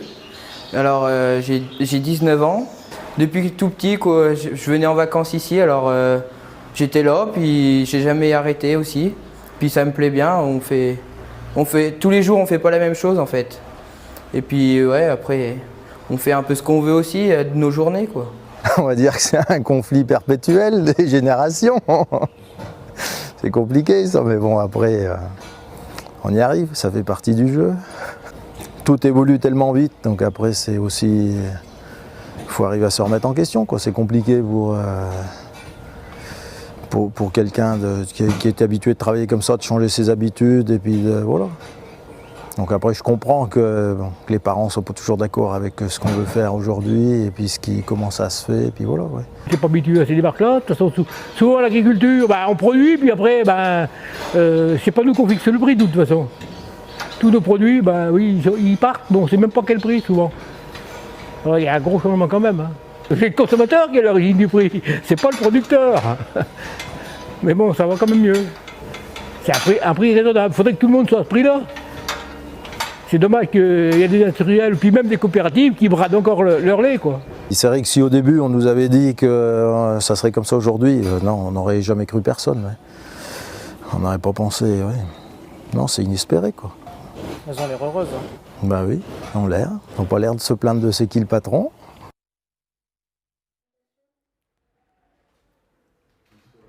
Voilà, donc je crois qu'on est de retour, voilà. C'est une vraie télé, c'est incroyable. Du coup, désormais, on considère que l'Assemblée générale, dans l'aspect légal, est close. On procédera tout à l'heure au décompte des votes et bien sûr, en fin de séance, on va dire, on vous communiquera les votes. Et là, par contre, on s'est dit, plutôt que de s'arrêter là-dessus, on va quand même plutôt ouvrir le débat, parce que c'est là où tout devient intéressant, sur tout ce qui est les projets 2020, 2021. On va entamer un peu 2021, vu qu'on est quand même déjà presque à la fin de 2020. Et donc, Elsa, Joséphine, on va commencer par les enjeux sur la partie... On a essayé de répartir un truc un peu clair. Donc, on va commencer par les projets, on va dire, c'est qui le patron, vraiment la marque c'est qui le patron. Et puis après, on passera sur les projets qui ont eu lieu pendant cette période un peu compliquée de Covid. Et après, on repassera sur les projets initiés dans notre univers global. On va dire ça, les projets LMDM, voilà, pour simplifier. Voilà, les filles, si vous pouvez nous expliquer ce que vous faites désormais de vos journées, s'il vous plaît. Selon Nathalie, c'est le moment intéressant. Donc là, ça y est, avant, ça ne comptait pas. Ce qu'on a fait en 2019 était intéressant aussi. Donc, c'est toi qui commence. C'est moi qui commence. En effet, si j'arrive, comme tout à l'heure, à avancer les slides. Voilà. Donc, côté produit, les enjeux en 2020, comme vous avez pu le voir, on a déjà sorti 2 questionnaires, les crèmes et les pommes de terre pour des nouveaux produits. Et comme aussi vous avez pu le voir, on a fait un questionnaire avec la purée de pommes, qui est un produit qui existe déjà. En fait, un des gros projets en 2020, c'est de retravailler les questionnaires de produits qui ont 3 ans. Alors, pourquoi 3 ans? Pourquoi 3 ans? Merci. C'est vrai. Tu lui as mangé sa question. Tu m'as enlevé la question parce qu'en plus, en voyant cette slide, je me suis dit que j'allais lui poser la question. Me tendre le... Parce que on parle d'anniversaire et je trouvais que c'était important de dire ce qu'était un anniversaire, parce qu'en soi, un anniversaire produit, c'est un peu bizarre, quoi. C'est un peu bizarre, mais non, pas du tout. C'est trop bizarre. Donc, qu'est-ce qu'un anniversaire produit? Non, mais en fait, les contrats qui sont établis entre les partenaires industriels et les producteurs, pour qu'ils soient durables et équitables, on les établit sur plusieurs années, donc notamment sur 3 ans. Et donc sur ces 3 ans, là, il y a plusieurs produits, et comme C'est qui le patron existe depuis 2016, il y a plusieurs produits qui ont déjà passé la date ou qui vont bientôt y arriver. Et donc on s'est dit que ce serait intéressant de regarder si sur ce qu'on attend de ces produits, c'est toujours la même chose qu'il y a 3 ans. En plus, on est beaucoup plus nombreux maintenant à voter, donc ça a encore plus de poids. Et donc, si on a des remontées via les consommateurs, via vous les sociétaires. J'ai le droit de te couper maintenant, peut-être que tu vas me taper sur les doigts. Mais c'est vrai que par exemple, il y a la purée de pommes en ce moment, et la purée de pommes, notamment, c'est vrai qu'on a voté il y a 3 ans cette purée de pommes, on se posait moins la question qu'à l'heure actuelle sur l'emballage, le plastique. Et là, on a eu pas mal de remontées en plus de consommateurs. Même nous, en interne, on s'est dit, c'est quand même en plastique, etc. Donc, est-ce que c'est toujours ce qu'on veut? Ça fait partie des raisons pour lesquelles on revote ces questionnaires. Oui, voilà, il y avait ce sujet-là. Sur les producteurs, il y avait le sujet de la rémunération qu'il fallait revoir parce qu'en 3 ans, le contexte sur la pomme a changé. Et puis, distributeur, Elsa, je ne sais pas s'il y avait des retours particuliers sur la purée de pommes. Alors on en avait un, on en a toujours un, mais d'ailleurs c'est bien parce que c'est le moment où alors il y a l'excellent duo, c'est très bon duo, on l'avait pas préparé, mais ça tombe bien parce que là le pack change de couleur. Alors on a eu, alors c'est des distributeurs qui nous ont fait cette remarque, mais pas que, parce que coucou tata, coucou tonton là, tous ceux qui me disent au quotidien, clairement, on est dédicace, que notre purée de pommes est moche parce qu'elle est violette. Eh ben, on va la changer de couleur et donc à partir de d'ici un mois, elle va changer de couleur dans les rayons. Bon, ça sera une purée de pommes très originale, mais de couleur verte. Voilà. Ouais, des fois la couleur. Non, mais bref, tout ça pour dire, j'ai essayé de synthétiser votre propos, je suis désolée, là, on se perd complètement sur la fin. Tout ça pour dire qu'il y a de manière générale plein d'évolutions en 3 ans, que ce soit côté industriel, les consommateurs, etc. Et donc, il est nécessaire de tout mettre à jour. Donc, on a commencé avec la purée de pommes. Et sur les prochains produits, la purée de pommes, il y a des sociétaires qui ont pris part aussi au travail. Et ça va être la même chose sur les prochains produits. Comme Elsa va vous le dire après, de nombreuses réunions sociétaires vont être organisées pour travailler sur tout ça. Voilà pour les produits. Ok. C'était beaucoup trop long par rapport à ce que j'ai fait. C'est pas grave, c'est la fin de... On touche à la fin et du coup on commence un peu à fatiguer. Et donc je reparle encore une fois de la partie commerciale avec une excellente nouvelle. En fait, c'est la distribution des produits C'est qui le patron en RHF. Alors on parle de RHF, vous avez même sur le slide à la fois RHF, RHD. Grosso modo, c'est la même chose. C'est la restauration hors domicile ou hors foyer. C'est tout ce qui va se faire dans des cafés, des restaurants, des hôtels, enfin ailleurs. Des cantines, des hôpitaux, enfin voilà, tout ce qui se fait en dehors d'un magasin, d'une grande institution publique. En dehors d'une grande surface. Donc en fait, on est hyper content parce que ça va être un nouveau canal pour les produits C'est qui le patron, et donc on va pouvoir ainsi soutenir encore davantage de producteurs. Donc ça, c'est chouette, ça se fait avec France Frais. France Frais qui permet justement une distribution de ces produits un peu partout en France. Et puis ça, c'était la bonne nouvelle aussi. On a fait pas mal de tests. Nathalie, on va en parler tout à l'heure, mais on a eu pas mal de tests sur des livraisons groupées.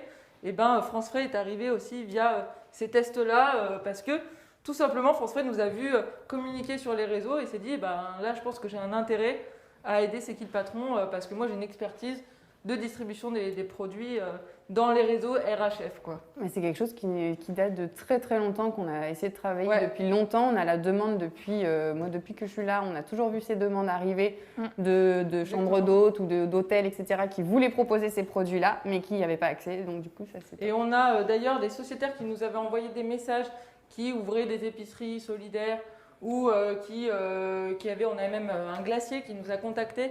Vous avez dû recevoir un message à ce sujet disant que désormais, vous pouvez avoir accès aux produits C'est qui le patron pour le réseau professionnel. J'enchaîne sur un sujet qui est à la fois un sujet de distribution et puis de communauté, c'est l'appli C'est qui le patron. Alors Garance en a parlé avant que Nicolas la coupe tout à l'heure. Elle a parlé de l'appli qui nous permet toujours de signaler, de demander l'arrivée des produits en magasin. Cette application, vous nous avez remonté quand même, qui n'était pas forcément toujours facile d'utilisation, qui avait quelques bugs.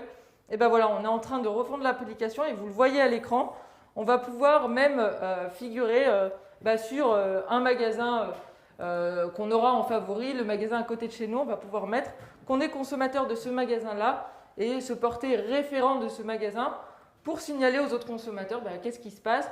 Est-ce qu'il y a des produits, il n'y a pas les produits, signaler qu'il y a une animation en magasin, mettre des photos, enfin voilà. L'appli, elle va fortement évoluer là et vous allez pouvoir la tester d'ailleurs dans le courant du mois octobre. Donc voilà, ça c'est une. Il y avait aussi le fait que, pardon, je suis désolée, j'interromps à chaque fois. Oui, je m'interromps à chaque fois, mais parce que c'est pour compléter, c'est que encore tout à l'heure, on discutait avec une sociétaire qui nous disait que elle, par exemple, ce qui l'intéressait, c'était de savoir qu'elle cherchait, par exemple, le steak haché et qu'elle voudrait savoir où est-ce qu'il est disponible dans le magasin le plus proche de chez elle. Peu importe elle veut pas avoir à sélectionner un magasin pour savoir s'il y est, mais sélectionner un produit et faire une recherche. Donc ça, c'est tout un tas de fonctionnalités qui vont être développées. Et en fait, on se disait, ça serait bien qu'on fasse une liste de toutes ces remontées que tout le monde nous signale et qu'en fait, on les marque et qu'on les priorise et qu'on les priorise en fait tous ensemble, même peut-être à travers un mécanisme de vote collectif, etc. Exactement. Voilà, et je rajoute un peu de boulot sur... Ouais, rajoute un peu de boulot. Et d'ailleurs, ces informations-là, savoir si par exemple le steak haché est dans un magasin ou pas, bah, tout ça c'est grâce à la communauté, grâce à tous les consommateurs qui signalent les produits en magasin. Donc allez-y, signalez parce que c'est comme ça qu'on arrive à donner l'info à tout le monde. Donc voilà pour l'application. Et puis bah, Joséphine en a parlé là juste avant. Il y a eu pas mal là ces derniers mois de réunions organisées via, alors c'était Zoom, c'était Skype, c'était Teams. Mais voilà, en tout cas on a eu pas mal de visio avec des sociétaires pour parler justement des changements, des développements produits. On a justement la consultation en cours sur le poulet qui a été travaillée avec des sociétaires. Donc encore une fois, merci, parce que c'est des dizaines de sociétaires qui, sur plein de sujets, nous aident au quotidien. On a eu des animations en magasin dont on a parlé juste avant. Et puis, on a des sociétaires qui se sont engagés aussi dans le fonds de solidarité qui a été créé en avril. Oui, tout à fait. 50 sociétaires. Plus de 50 sociétaires. Donc voilà, merci à tous. Et puis on va bien sûr continuer toutes ces co-constructions tous ensemble. Et là, je relaisse la parole à Nathalie. Voilà. C'est un jeu c'est pour dynamiser cette fin de soirée parce que on commence tous un peu à fatiguer. Nous, on a très très chaud avec nos masques, je peux vous le dire. Du coup, on voulait vous parler, il y a eu essentiellement 2 gros projets qui ont été menés pendant cette période de confinement, donc on va dire entre mars et juin, et qui se poursuivent plus ou moins plus que moins. Donc le premier, ça a été le fonds de solidarité, désolé, c'est le moment difficile, le fonds de solidarité des consommateurs et des citoyens. Et en fait, ça je trouve ça génial, mais c'est une association qu'on a initiée, nous, la Société des consommateurs, en fait en voyant que, heureusement pour nous, malheureusement pour d'autres, mais en tout cas, c'est qui le patron a bénéficié, on va dire, de l'effet confinement, puisque donc, comme beaucoup de sociétés qui agissent dans l'agroalimentaire, les gens se sont retrouvés plus à devoir faire leurs courses en magasin et ne pouvaient plus manger à l'extérieur, donc du coup, mécaniquement, on a eu une hausse des ventes. Et donc, cette hausse des ventes a généré une hausse de chiffre d'affaires chez nous. Et plutôt que de la garder, entre guillemets, pour nous dans notre sphère, on s'est dit, en fait, on va essayer de la redistribuer à ceux qui pâtissent de cette situation qui est involontaire pour personne. Et du coup, on a créé le Fonds de solidarité des consommateurs et des citoyens. C'est une association et tous ici, on y participe de près ou de loin. Et cette association, elle a pour but de fournir de l'aide d'urgence à travers des aides financières allant jusqu'à 1 500 € pour toutes les personnes qui ont une activité non salariée qui a été impactée par le confinement et la crise sanitaire. Voilà, donc aujourd'hui, on a récolté à peu près 875 000 € de dons ou promesses de dons et on a déjà pu adresser à la fois avec l'association directement et à la fois avec un partenariat avec Bouge ton coq qui était vraiment exactement sur le même fonctionnement que nous. On a adressé plus de 400 demandes et donc ça c'est quand même vraiment hyper satisfaisant, pas satisfaisant mais hyper enthousiasmant. Enfin vraiment je pense que c'est un projet où tout le monde est heureux de participer. Et là... Pardon, mais oui, c'est les bénévoles il y en a certains qui ont traité les dossiers donc tous les jours et puis d'autres qui participaient au comité 2 heures par semaine, voire 2 fois 2 heures. Donc, ouais. C'est vraiment une association, on fonctionne vraiment en mode associatif, les bénévoles participent entièrement à la vie de cette association et vraiment on a fait des super rencontres à cette occasion. Et là, il y a un deuxième pan qui va se lancer sur ce fonds qui est l'aide au personnel soignant. Et donc là, on va revenir vers vous avec un super projet qu'on a élaboré pareil avec des consultations déjà faites avec des personnels soignants, quand même, pour savoir un peu de quoi on parlait. Et puis, on va vous proposer tout ça dans le fonds de solidarité et on va très bientôt le mettre en place. Et là, ça va être encore un super truc. Voilà.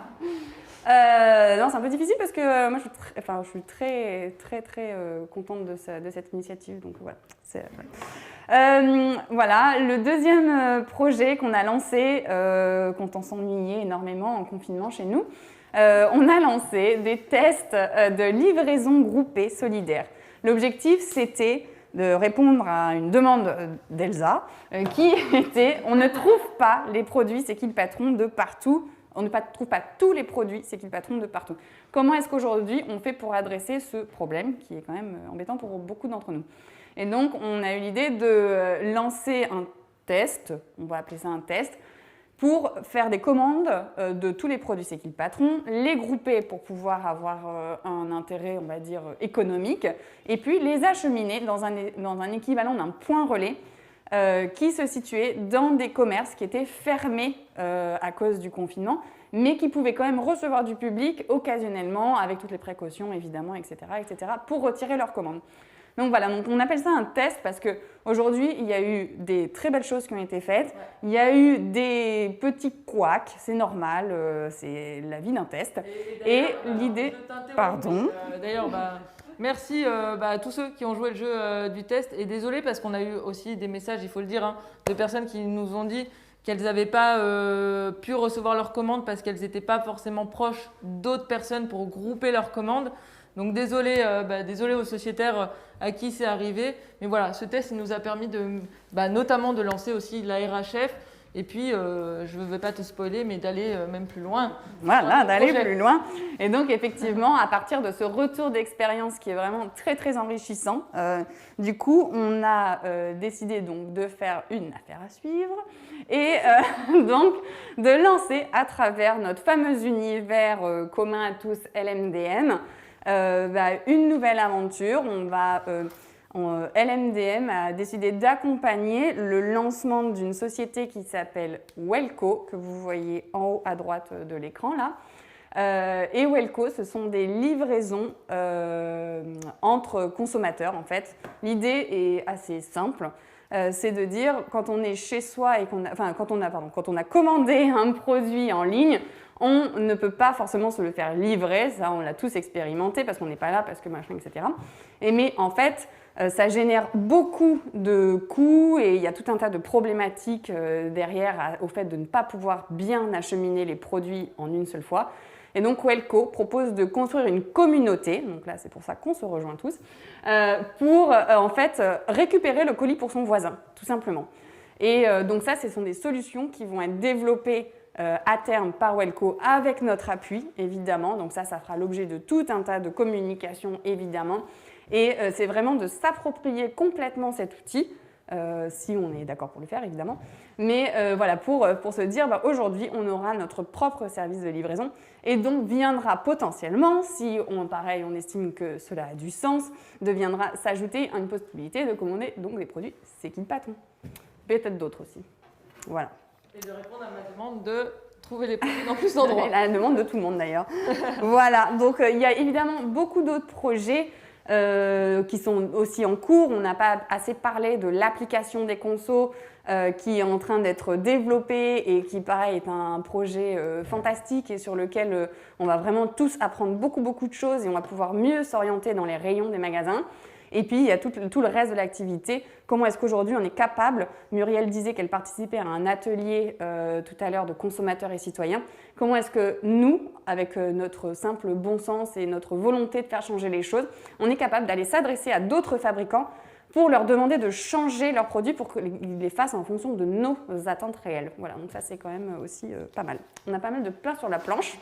Donc voilà, on n'a pas chômé cette année. L'idée est vraiment de s'approprier tout cet univers, de se sentir chez soi, vraiment en toute indépendance, on est libre et on vient avec notre envie de faire changer les choses et ça, je pense que c'est un peu le plus important. Voilà, je crois que nous avons touché à la fin de toutes ces présentations et qu'il est temps du coup de passer aux questions-réponses évidemment. que vous pourriez avoir. Voilà.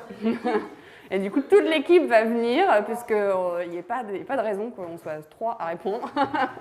Voilà. S'il vous plaît.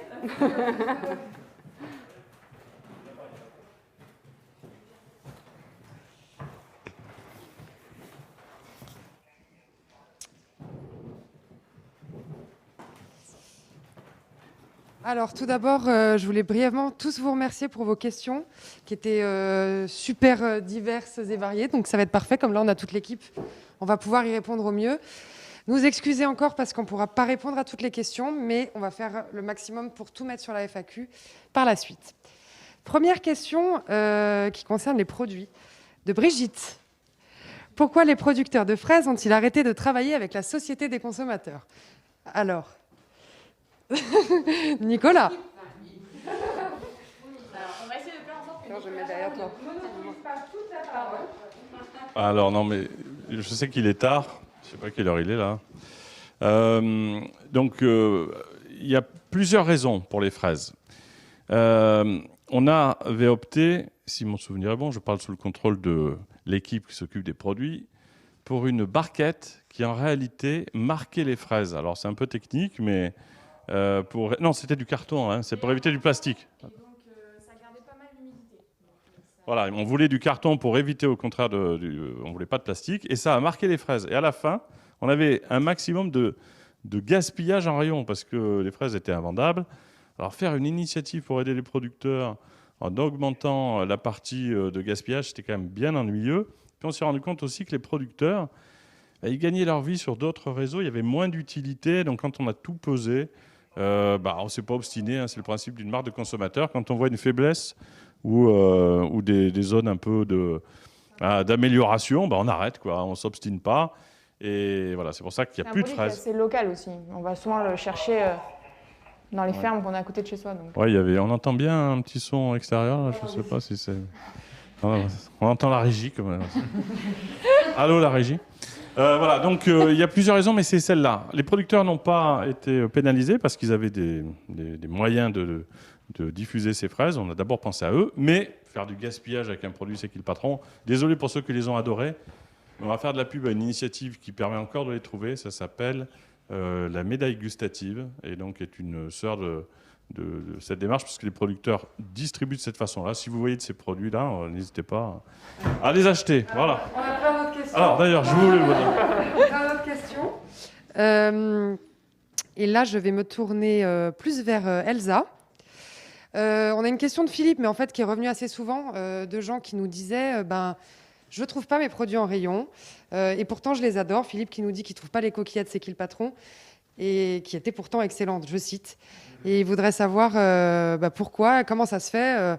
On voit que l'initiative progresse. Pourquoi? Alors, Philippe, je vais être hyper honnête. Je me pose la même question. Malgré tous les chiffres dont on a parlé tout à l'heure, ces super chiffres de progression, etc., il y a encore... il y a des produits qui ne trouvent pas leur place en rayon, où les distributeurs ne mettent pas toute la gamme. C'est d'ailleurs pour ça qu'on dit qu'on est content de voir aussi les produits arriver en RHF. Il y a des distributeurs qui ne veulent pas mettre dans les rayons une partie des produits. Alors, l'exemple des pâtes, là, pour le coup, c'est sacré exemple, parce que les pâtes, il s'est passé beaucoup de choses. Hein. On a refait le packaging il y a quelques mois, je crois qu'il y a 1 an. L'année dernière, parce que tout le monde nous disait que le pack jaune un peu, et des patrons, on aurait dit que c'était des pop-corn ou des cornflakes, c'était un peu bizarre. Donc on est passé sur un pack, tout le monde a voté là-dessus, sur un pack rouge. Malheureusement, les ventes en rayon font que les pâtes ne se vendent pas à hauteur de ce qu'on aurait pu espérer, et apportent assez de soutien aux producteurs.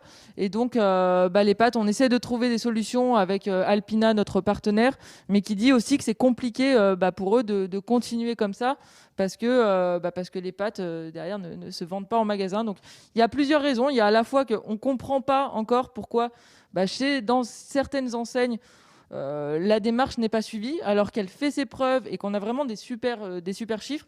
Et puis il y a d'autres produits où là c'est aussi à nous de nous poser certaines questions, des produits qui ne trouvent pas leur place en rayon, enfin en tout cas qui sont en rayon mais qui progressent pas assez, qui sont pas assez compris, assez achetés aussi par les consommateurs et du coup qui n'aident pas assez les producteurs. Donc je ne sais pas si j'ai répondu comme il faut à la question. Je crois qu'il n'y a pas de bonne réponse. Enfin, merci.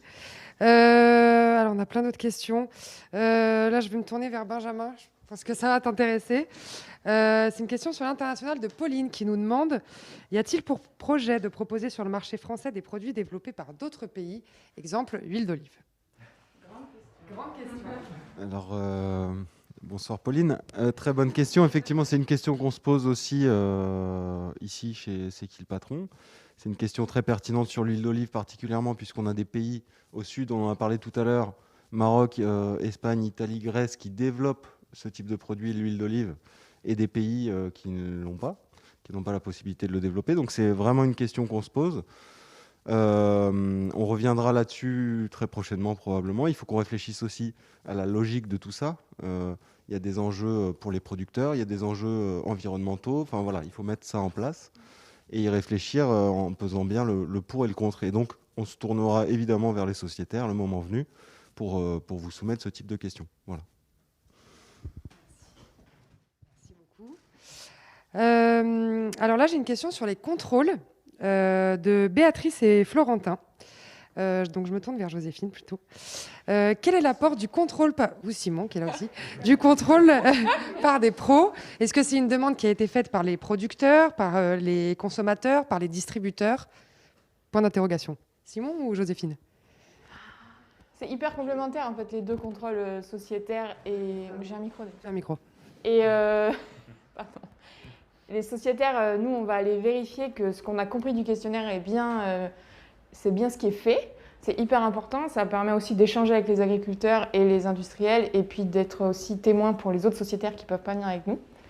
Et les contrôles par un certificateur externe, ça permet d'avoir un témoin extérieur neutre qui va aller vérifier les points votés par nous. Et ensuite, il vérifie aussi tout un tas d'autres points plus ou moins compliqués, notamment la traçabilité où c'est quelque chose d'assez... il faut aller chercher des papiers, des documents et tout ça. Et puis, ça permet aussi d'aller voir tous les agriculteurs et tous les industriels tous les ans. Enfin, par échantillonnage, mais au bout de 3 ans, on a vu tous les agriculteurs. Et alors qu'avec nous, les sociétaires, on ne peut pas aller voir tous les agriculteurs toute l'année. Il en faudrait tous les jours. Donc, ça permet par échantillonnage d'être plus solide sur les contrôles. Merci beaucoup. Toujours sur le contrôle, du coup là je me tourne vers Simon. Ouais. Chacun son lors des contrôles consommateurs, c'est une question qui est assez intéressante parce que moi je l'avais jamais vue celle-là. Lors des contrôles consommateurs, quel est le pouvoir des consommateurs si un défaut est constaté? Alors, question très importante. Je pense pas qu'il y ait eu de défauts majeurs encore constatés. Cela dit, c'est déjà arrivé qu'il y ait eu des petits défauts constatés. Typiquement, moi, j'ai fait une réunion, une visite sociétaire il y a quelques semaines où en fait on n'a pas eu tous les papiers demandés pendant la visite. Donc en fait, dans ce cas-là, on a tous demandé aux partenaires industriels de nous faire suivre les papiers qu'on a transmis et ça a achevé de nous convaincre. Mais clairement, jusqu'à présent, la question ne s'est pas posée. Mais je pense que le jour où il y aura un gros souci, on va essayer de le régler très vite, peut-être suspendre le produit, prendre les décisions, peut-être suspendre un lot, rappeler un lot de la vente, prendre les décisions qui sont importantes pour que on soit à l'aise avec une éventuelle erreur qui pourrait être commise. On pourra même prendre la décision ensemble avec les consommateurs, en posant la question à tout le monde. C'est pour ça aussi qu'on fait ces visites sociétaires, c'est pour témoigner devant tous les autres sociétaires et pouvoir montrer ce qui se passe. Donc le jour où il y aura un problème, effectivement, il faudra pouvoir le faire. Il y avait des visites, je crois que c'est Jules Paul, où on n'avait vraiment pas eu tous les documents et tous les témoignages le jour même, donc on avait refait la visite un peu plus tard. Très bien, merci beaucoup à vous deux. Là j'ai une question pour Nicolas, t'en vas pas, approche-toi. De Philippe qui nous dit qu'il est difficile pour lui, et pas que pour lui, de trouver les produits frais, notamment le poulet, saucisses. Est-ce qu'on envisage un partenariat avec une entreprise qui saurait fournir les produits frais et les livrer? Alors, oui, on en a parlé. Hein. Ça s'appelle le partenariat avec France Frais. Peut-être que vous pouvez retrouver... Il y a des articles qui en ont parlé. Je vais faire simple, comme il est très tard. France Frais, c'est un partenaire qui est venu nous voir. C'est une entreprise qui appartient à 1200 producteurs. Ça, c'est très important pour nous. À chaque fois qu'il y a des bénéfices, des résultats positifs, ça va aux producteurs. Donc ça, c'est important pour nous. Ils ont fait le plus beau maillage en France de distribution de produits frais. C'est très compliqué, les températures, le surgelé, la rupture, éviter la rupture de la chaîne du froid. Et là, ça va démarrer, puisqu'il y a 3 premiers produits, vous l'avez dit tout à l'heure, qui vont aller dans les restaurants, les hôpitaux, la création de menus équitables. Donc c'est le lait, la farine et les fraises. Non, les œufs. Les œufs. Voilà, donc ça, c'est les 3 premiers produits. Et pour répondre plus directement à la question, c'est vrai, on sait à quel point c'est attendu. Il y a eu un petit test qui a été fait. Tout le monde a voulu commander massivement les produits frais. On sait que c'est une très forte attente. Seulement, c'est pas facile. Et avec ce partenaire, on espère vraiment y arriver. Voilà. Donc, on a beaucoup travaillé là depuis 6 mois pour ça. Et ça devrait, avant la fin de l'année, déjà donner des résultats. Une précision, on pourra trouver les produits C'est qui le patron, notamment frais, chez un restaurateur, dans une entreprise, dans la cantine de l'entreprise, puisque France Frais a 70 000 clients et potentiellement, si on arrive à les convaincre, ils peuvent tous devenir des points relais au moins de distribution de ces produits. Voilà, pour faire simple, voilà, à peu près, et court. Merci Nicolas. Là, j'ai une question qui est un peu générale, tu vas pouvoir y répondre, de Muriel qui nous demande... pour toutes les grandes enseignes ou les plus petites qui ne veulent pas distribuer les produits C'est qui le patron, comment on fait, nous, consommateurs et sociétaires, pour les inciter à le faire? Celles qui ne veulent pas. On accepte volontiers l'idée avec 12 000 points de vente que certaines ne veuillent pas. Hein. Ça, c'est déjà un immense succès. Hein. Il faut regarder ce verre déjà à 9 dixièmes rempli. Hein. Bon, c'est pas la vraie image, mais... Et on va faire un truc collectif, c'est peut-être plus sympa. Je suis sûr qu'on a un argument chacun à donner pour que, notamment, les magasins puissent référencer. Par exemple, ce que vous faites déjà, aller en rayon, dire à un chef de rayon, vous savez, il y a une petite marque créée par des consommateurs qui aide les producteurs, ça s'appelle comme ça. On aimerait bien les trouver, on les achèterait. Rappelez, si vous avez cette notion-là, qu'il y a 16 millions d'acheteurs, 1 Français sur 4, on n'est pas tout seul. Et bravo encore une fois à tous ceux qui ont permis ça, bien au-delà des gens qui sont là, même si, remarque, c'est l'occasion de le faire. Il faut absolument tirer un grand bravo à toute l'équipe, parce que sans elle, il n'y aurait absolument rien de possible. Mais le rôle de chacun est clé. Une phrase, un mot à un chef de rayon, c'est quelque chose qu'il reporte au niveau de la direction en disant « ça fait 3 fois qu'on me parle de ce produit ». Et puis quand la presse se met en marche, les producteurs témoignent. C'est ces petits ruisseaux qui font cette jolie rivière sur laquelle on marche. Alors je vais quand même te donner la parole dans une seconde. Non, voilà. Pas de nous couper. Alors, non, mais je voulais rebondir sur ce que disait Nicolas parce que c'est hyper important de doser en fait. Aller demander au chef de rayon ou à l'accueil du magasin. Moi, j'ai un exemple tout bête. À côté de chez moi, le lait était plus dans le magasin où je faisais mes courses. Et voilà, au début, j'ai demandé à la personne qui était en rayon. Elle m'a dit que c'était le chef de rayon qui s'en occupait. Je suis allée voir le chef de rayon. Et puis ensuite, lui, il m'a dit de voir avec le directeur du magasin. Et donc, en fait, tout ça se fait assez naturellement. Le tout, c'est de sauter le premier pas et de se dire que, en fait, juste, je suis client du magasin. Et donc, que si j'ai envie, moi, de consommer ces produits qui soutiennent des producteurs, j'ai le droit de le dire, en fait, tout simplement au magasin. Donc, ça passe, ça passe par l'accueil, ça passe par le rayon. Et puis, vous pouvez même, on l'avait dit, utiliser l'appli C'est qui le patron pour faire passer la demande. Et merci à tous ceux qui l'ont fait. Ça a été le déclencheur de beaucoup d'arrivées de produits dans beaucoup de magasins. Vraiment, sachez-le tous. Et ceux qui veulent le faire, sachez que ce n'est pas parce que vous n'avez pas de réponse qu'il ne se passera pas quelque chose un jour. Voilà, je ne sais pas si quelqu'un veut dire autre chose sur ce sujet, pour pas qu'on soit toujours les mêmes à répondre. Voilà, j'ai une dernière question à prendre. Non, vraiment, Fabien? Merci beaucoup. On a une question de Célestin qui nous demande allons-nous ouvrir plus de points relais comme celui qui est à Orange? Nicolas? Ah oula, je suis désolé, j'aimerais bien que d'autres répondent, mais là c'est mon département. À Orange, c'est un point relais. C'est-à-dire, l'idée, c'est de créer des endroits où on va pouvoir venir chercher des commandes groupées. On ne fera pas de magasin C'est qui le patron. Il y a beaucoup de demandes à ce niveau-là. C'est un autre métier, c'est une autre philosophie. On peut certainement faire autrement. Et si on se rassemble, encore une fois, il suffit qu'on décide de faire des commandes d'une famille de produits et d'aller les chercher quelque part pour que ce soit déjà l'équivalent d'un magasin, même éphémère. Il y a de très beaux projets là qui arrivent aussi avec des magasins de consommateurs. Donc, à Orange, c'est une façon de tester le principe du point relais. Ce n'est pas le premier magasin, comme on a pu le lire dans la presse, ce n'est pas ça. Et ces points relais, on peut les mettre en place tous en se rassemblant à partir d'un outil qu'on est en train de créer qui va s'appeler, alors c'est bizarre, mais le magasin des consommateurs. Pas parce que ça va être des magasins de consommateurs, mais parce que ça va être un magasin en ligne. Mais là... Ouais. Comment non bon, voilà, c'est un projet un peu vaste. Parce que là, c'est l'équipe qui nous met énormément sous pression pour essayer de trouver de nouvelles idées, trouver de nouveaux débouchés. Voilà, parce qu'ils s'ennuient un peu. Donc, mais là, on a déjà quand même un bel éventail de... Voilà, je sais pas, quelqu'un va rajouter, parce que c'est pas mal si on dit un mot là-dessus. Non, mais je trouve ça important, parce que moi, je lis beaucoup de... Alors, attends, tu veux lire la prochaine question? Non, je trouve ça important de dire, parce que moi, je lis du coup beaucoup de choses au niveau communication, commentaires, réseaux sociaux. Ce n'est pas un magasin, c'est bien un point relais.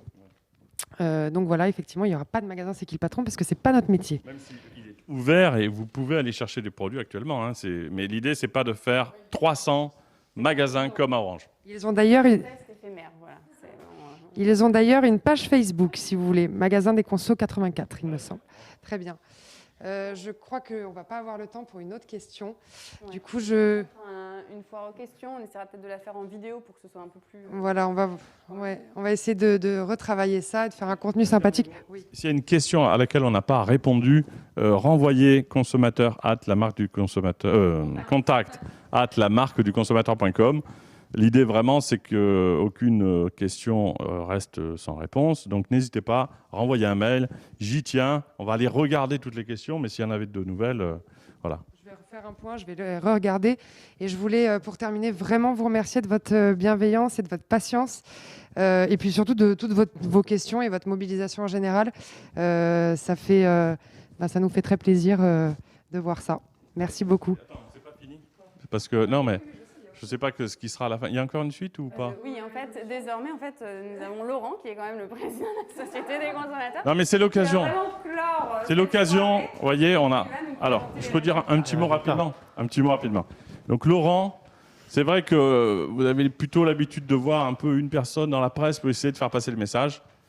Laurent qui est là, c'est le deuxième initiateur il y a 4 ans de l'aventure. Il est plus discret. Mais il n'a pas été moins important. Donc c'est l'occasion, déjà, l'équipe et ceux qui entendent, de lui faire un grand merci. Parce qu'il y a eu un petit pépin de santé il y a quelques semaines, et il y a quelques mois. Et voilà, c'était important de lui dire ce soir. Et je laisse donc la parole à Nathalie avant le président ou à Laurent. Voilà, voilà, c'est notre président. Voilà, je suis la Brigitte de Laurent. Je te laisse la parole. Merci Nicolas. Bon, voilà, nous arrivons au bout des 2 heures de cet AG. On a même un peu dépassé. Et il nous reste encore les résultats que je découvre en même temps que vous et que je vais vous relater, mais brièvement. Alors, peut-être on les voit. Ah oui, on peut les voir. D'accord, formidable. Donc là, ce sont les questions d'ordre ordinaire. Où il y a un quorum de 20% nécessaire, c'est-à-dire 1999 sociétaires, alors qu'on a eu 2682 votants, donc on est supérieur au quorum. Il y a trois résolutions et toutes sont adoptées très largement pour tous les collèges. Voilà. Vous avez le détail à l'écran. Et on va passer maintenant aux résolutions extraordinaires. Ah non, j'ai mal cliqué. Là, c'est bon, cette fois, voilà. Donc cette fois, le quorum, c'était 25%. Non? Bon, alors, vas-y.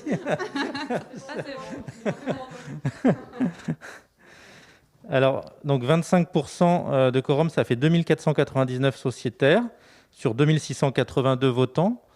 Donc on est bon. Et là aussi, les trois résolutions sont bien adoptées, dont celle... où est-ce qu'elle est, la 6e? Je ne la vois pas dans les... Elle est là? Derrière celle-là?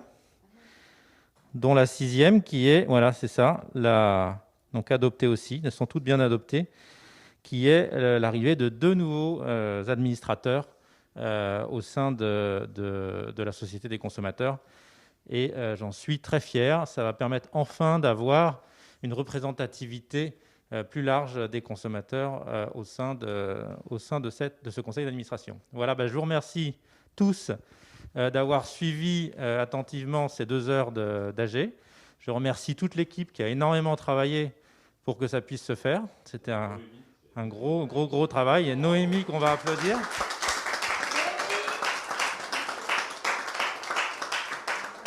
Noémie qui a été la chef d'orchestre de toute cette AG, qui la prépare depuis des semaines. Voilà. Noémie, là. Viens ici. Et voilà. Et donc... Tu veux dire un mot, Noémie? Après 22 heures. Tu peux dire un mot? Est-ce que tu veux dire un mot de la préparation? Toi qui as tout préparé? Je suis très contente parce que ça n'a pas été un exercice évident vu qu'on n'a pas pu la faire en présentiel comme l'année dernière, malheureusement. Mais tout s'est très bien déroulé, l'équipe au top. On a fait une petite répétition cet après-midi et tout s'est bien passé. Non, franchement, très contente. Eh bien, c'est grâce à toi, bravo. Bravo.